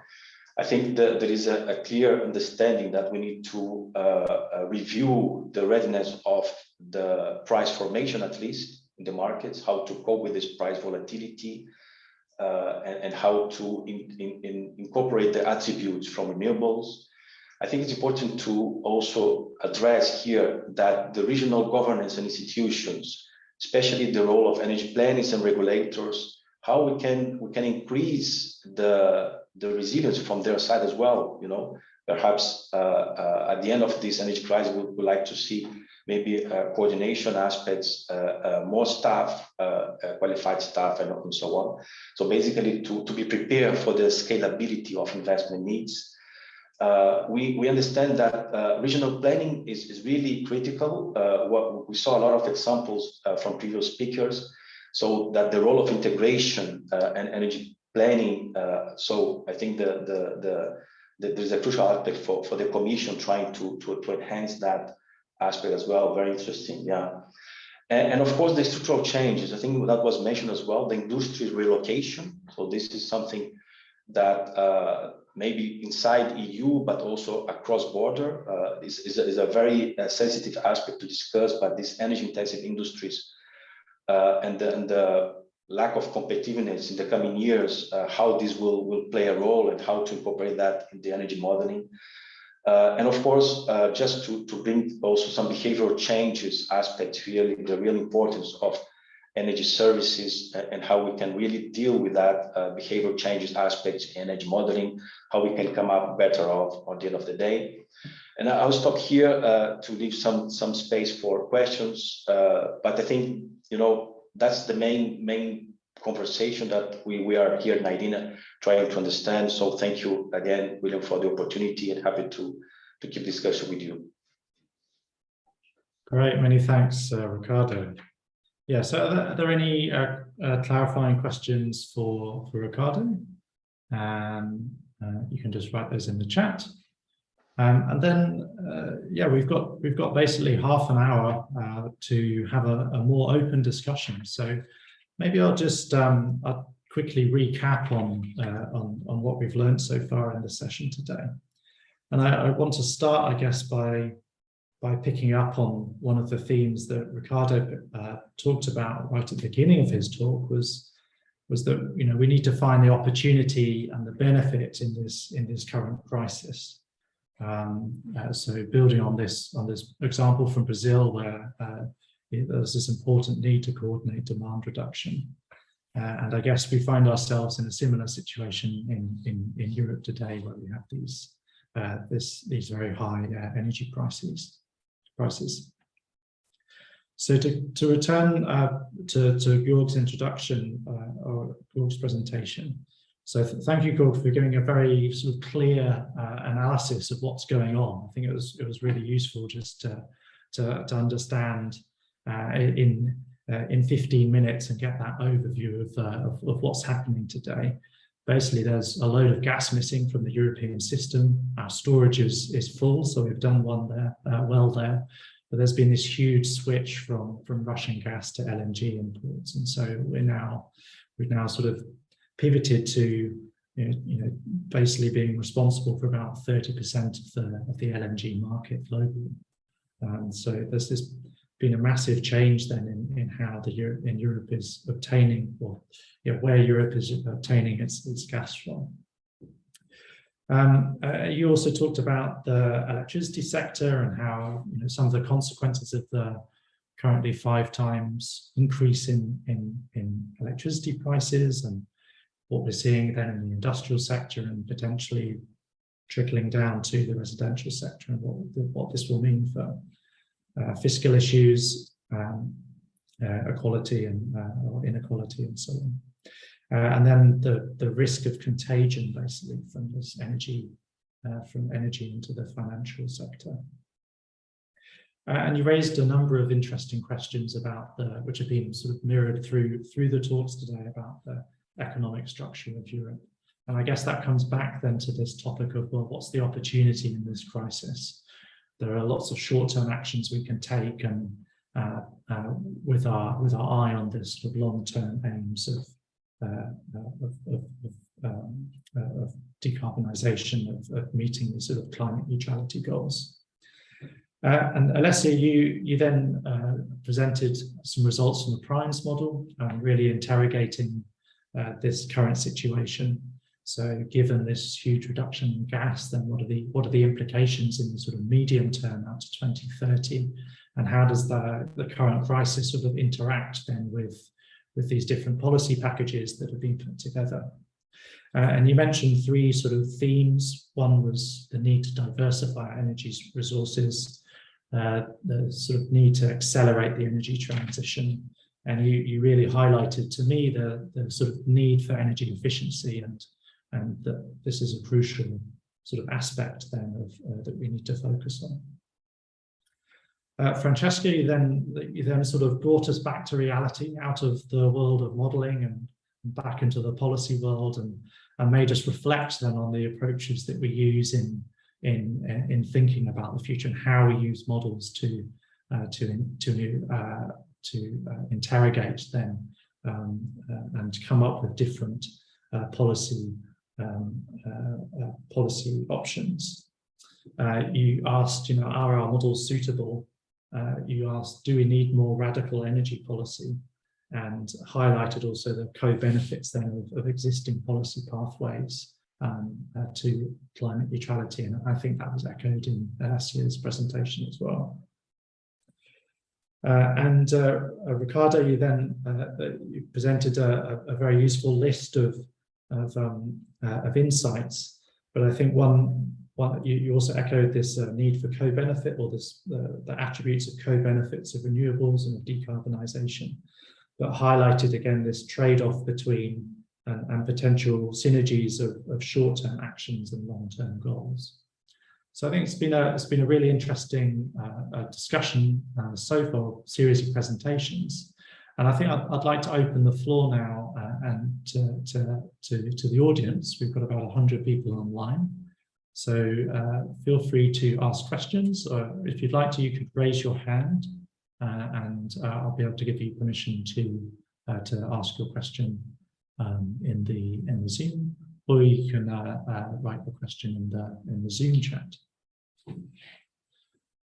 So while you're thinking about your questions, Georg, can I go back to you, and given what you've heard from Alessia's presentation, is there anything you think what did you really take from that presentation, looking at these sort of medium-term analysis of current EU policy?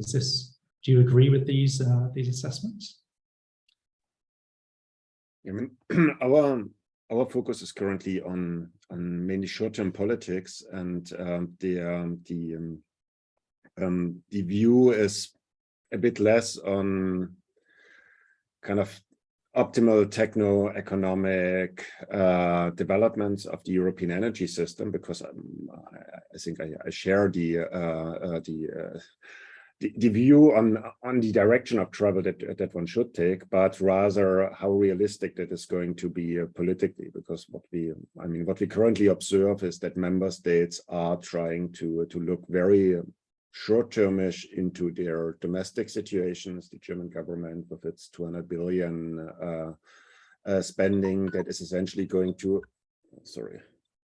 that is essentially going to support consumption rather than investment, is showing the direction of travel, and also the massive installation of LNG terminals, fixed LNG terminals in, for example, Germany, is showing that the view seems not to be as much on an optimal European development of the energy system, but rather one that kind of is extremely path dependent on the existing national systems. And how to bridge this gap in a meaningful way, I think, is the big challenge. And maybe to turn it one page further, what I am a bit wondering is whether this crisis that we are currently having is also implying that we have to rethink energy system governance in Europe a bit away from this approach that the market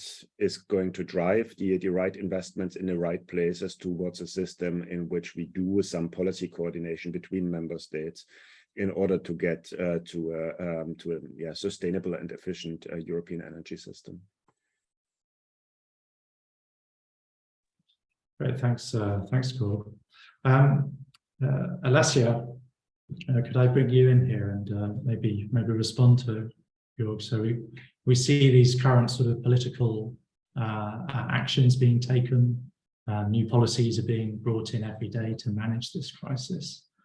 Like to what extent can we as modelers respond to these short-term actions, and then how does that really put a sort of bound on what we can say in the types of models that you and I use, for example?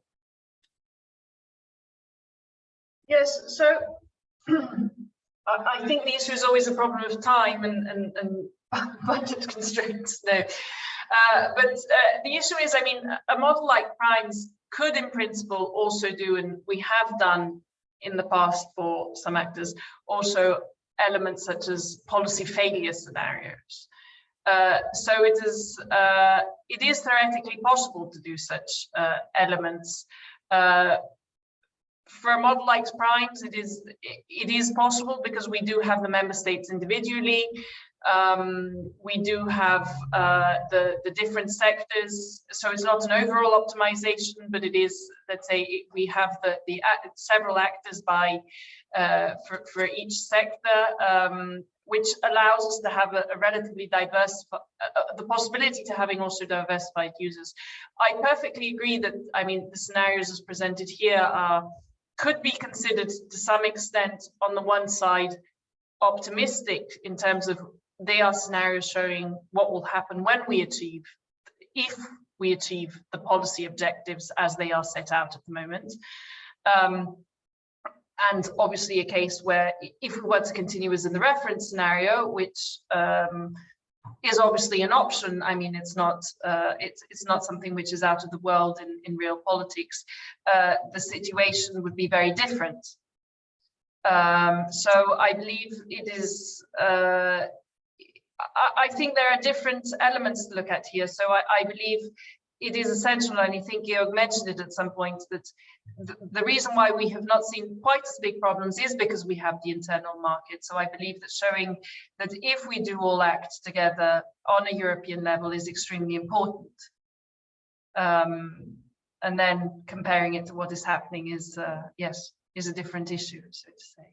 It can be done, but is a different question also to act on that.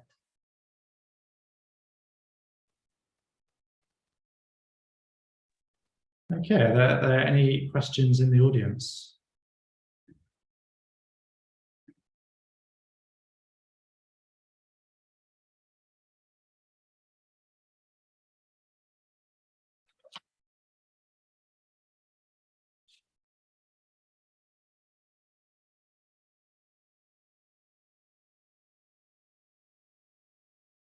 So Francesco, then I'll continue my interrogation of our panelists.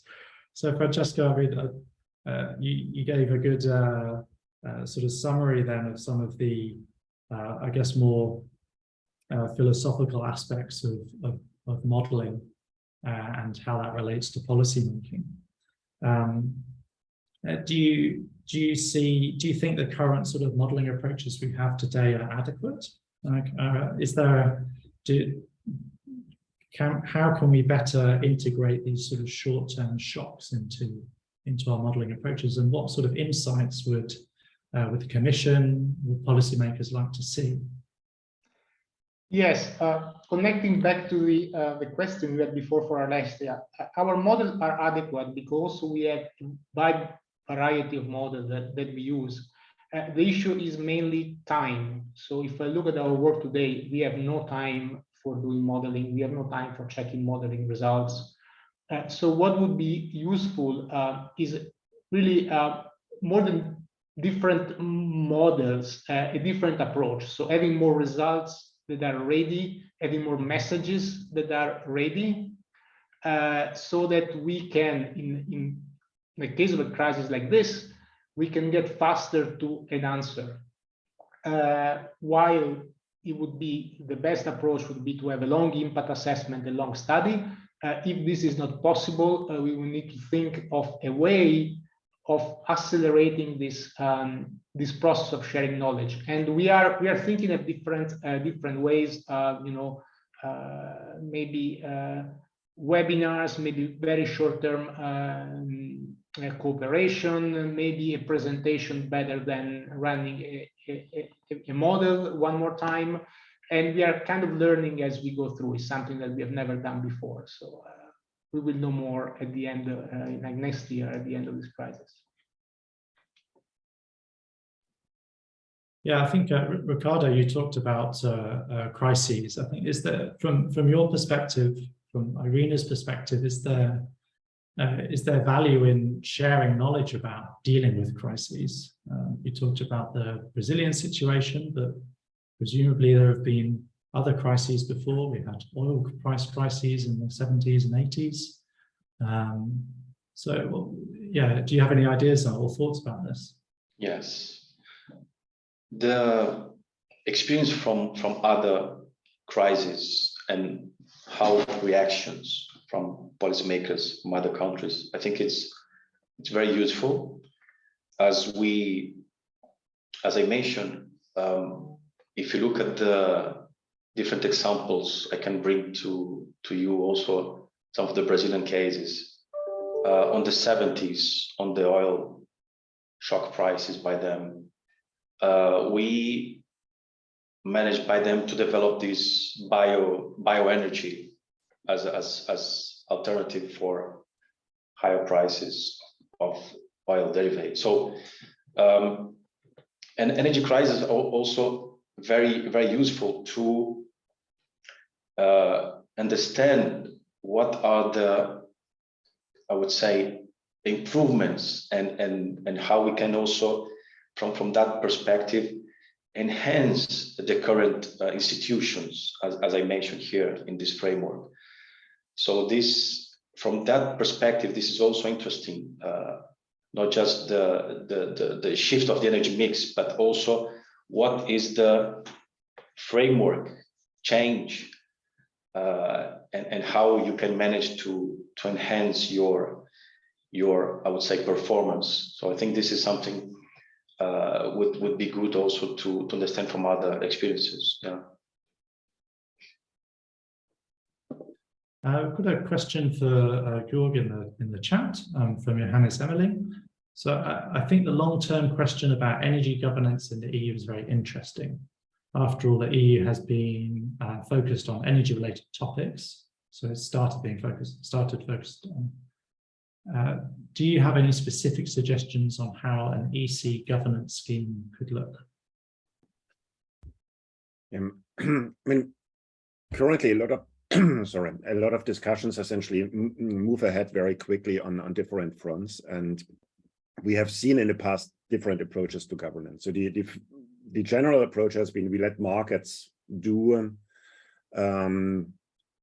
organize an optimal European energy system, but then we had member states essentially overruling that with national energy policies and support schemes, and very short-term decisions like German nuclear phase out as one example of that had implications for neighboring countries that were strongly affected by the increase or decrease in supplies in other parts of the market. Now, how to overcome that? In the past 5 years, we had this plan with national energy and climate plans for 10 years that the different member states have to submit, and then the Commission has to monitor, and member states were supposed to discuss about those. But that seemingly didn't gain traction as far as I can see. So I am wondering to which degree a more essentially top-down approach could potentially be tested. One that is, of course, not rigid in terms of really top-down planning, but more in terms of top-down modeling and in terms of top-down information aggregation, so that we get something. And I come back to my last slide with the Energy Information Administration with a European model, with a European scenarios on power system and or energy system development, and then we can have a political discussion around those, and then member states still can decide freely what they do because it's in the treaties. But we have at least one kind of central point for discussion and collaboration, and and I mean, the European policy setting has some tools here. If this modeling is then part of the modeling work done by NSOE and NSOG, so the network system, the system network operators for gas, electricity, and maybe in future hydrogen, who knows, then this can gain a certain legitimacy as a planning tool. So my thinking would be we need more European planning. We need some sort of more European understanding. The way of just leaving it to the market and then pretending it's just a market and member states overruling this has not served us well.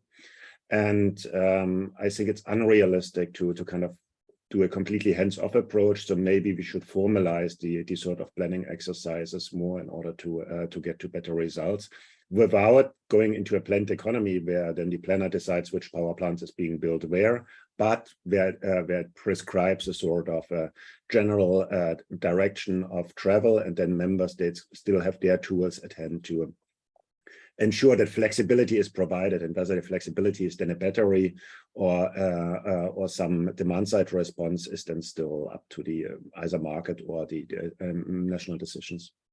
Not sure whether that's kind of fully comprehensive, but I think it gets an idea. Yeah, thanks, Georg, and yeah, that raises some interesting questions, I think, for the ECEMF project as well, because one of our aims is to try and publish scenarios for Europe, and those publicly available and interrogatable. But there's still a plethora of other data sources. So I think your call for like a single entry point for European energy data is a salient one, and it's something we should try to work towards.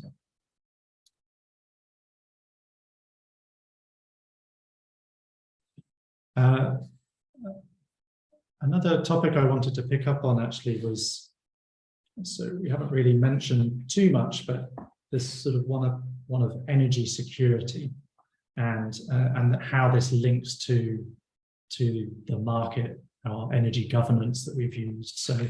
So if we look back, we can, and I guess this picks up again, Georg, on some of the points you made about the structure of European economy and how we sort of seemingly sleptwalked into this situation where we're heavily dependent on Russian gas, and we're now paying the price basically for that. So it seems that even though energy security makes up one of three prongs of the energy trilemma, and that's sort of been embedded in European energy policy, it doesn't seem to have been really properly priced into energy markets, and it hasn't made its way into European policy, and we're sort of paying for that now. So if we're to redesign our European governance or European policies to emphasize energy security, do we need to do that now, or can we just will the sort of energy transition take us away from that, needing to worry about that so much? May I jump in on this question? Sorry. Please do, yeah. I think it's we definitely need to do that immediately with Russia. So we currently have no sanctions on Russian gas imports. We have sanctions on oil and coal, but not on gas. So if Russia decided tomorrow that they are going to send cheap gas to Italy, they are free to do so in the volumes that they want. And I mean, it can have massive political implications if they would go down that route. So we need immediately a European political setting for ensuring that what happened at the beginning of this year cannot happen easily again. Now, the way how we design it, whether we use trade to or something like saying, okay, a country that provides strategic goods to us gets a tariff rate that is proportionate to their market share, so that at some point our companies get incentivized to diversify, or whether we do it through rules from the transmission system operator, like the N-1 criteria for then also countries. I mean, we have different tools at our disposal to do something, but we need urgently to do it for gas and Russia. But we also need it more widely if we are going to outsource energy-intensive goods. For example, think about steel. I mean, we don't want to depend just on the US for steel imports in 2040, even if that's going to be the cheapest one. But who knows who's going to be president by then, and what that would mean for European foreign policy stance and what have you. So I think in terms of global trade, it goes now beyond energy. It goes also for all sorts of strategic goods. And I don't buy the narrative that some in the framework of discussing strategic autonomy are highlighting in terms of thinking about European autarky. I think the thing we should strive for is massive diversification and forced diversification of supplies in order to take the best out of globalization and keeping it resilient on our end. Thanks, Gord. Okay, so some maybe provocative statements from Gord. Does anyone want to respond? Francesco, I'm thinking, well, Alessio, you highlighted importance of diversification. Ricardo, you talked about the importance of the renewable energy transition and how that will have these big co-benefits. Francesco, do you want to say something? Great. Following up, I'm trying to start my video. I'm not sure if I manage. I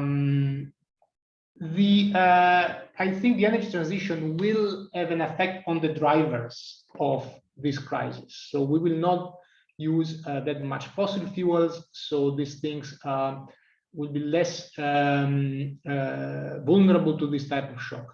However, when you're going to such details such as the governance of the market design, here simply we don't know. And there is no way to know now what will be the market design that we need in 2035, I think. And here models are only of a limited use, I would say. I think it's something that we will find out as we go along, like we are still finding out the best way to, for example, bring more renewables into the system. This is not something that happened immediately. So I think that some things can be addressed, but other things will require ongoing development and a lot of learning by doing.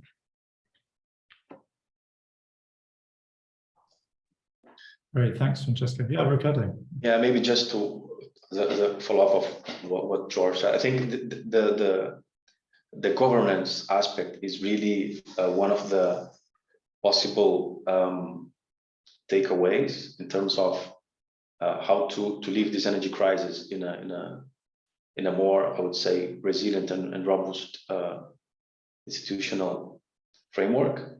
And the energy planning aspect that is related to this is something, again, from the Brazilian case, there is this company that's called EPE that is in charge of the energy planning studies.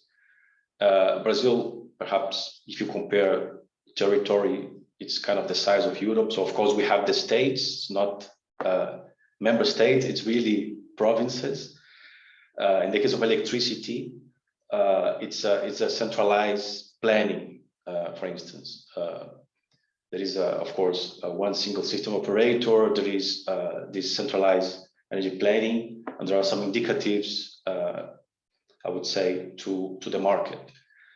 And that it's also something that we see the benefits as we can optimize the different auctions and allocation of a portfolio of infrastructure development and so on. I mean, there are some case studies that could be examples or insights, but and of course this is aligned with this energy transition as we understand that the role of coordination, of acceleration of actions from different levels of governments, etc., is crucial for the energy transition. So somehow this governance aspect is something to be discussed indeed.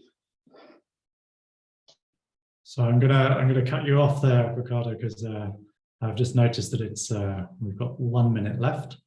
So I just want to thank our speakers. Georg Sackmann, Alessio De Vita, Francesco Ferrioli, and Ricardo Guarini. Many thanks for your insights and for your presentations. And thanks to the audience for attending this session. It's great to see 100 people online and enjoying these insights. And enjoy the rest of the conference. And many thanks again for attending.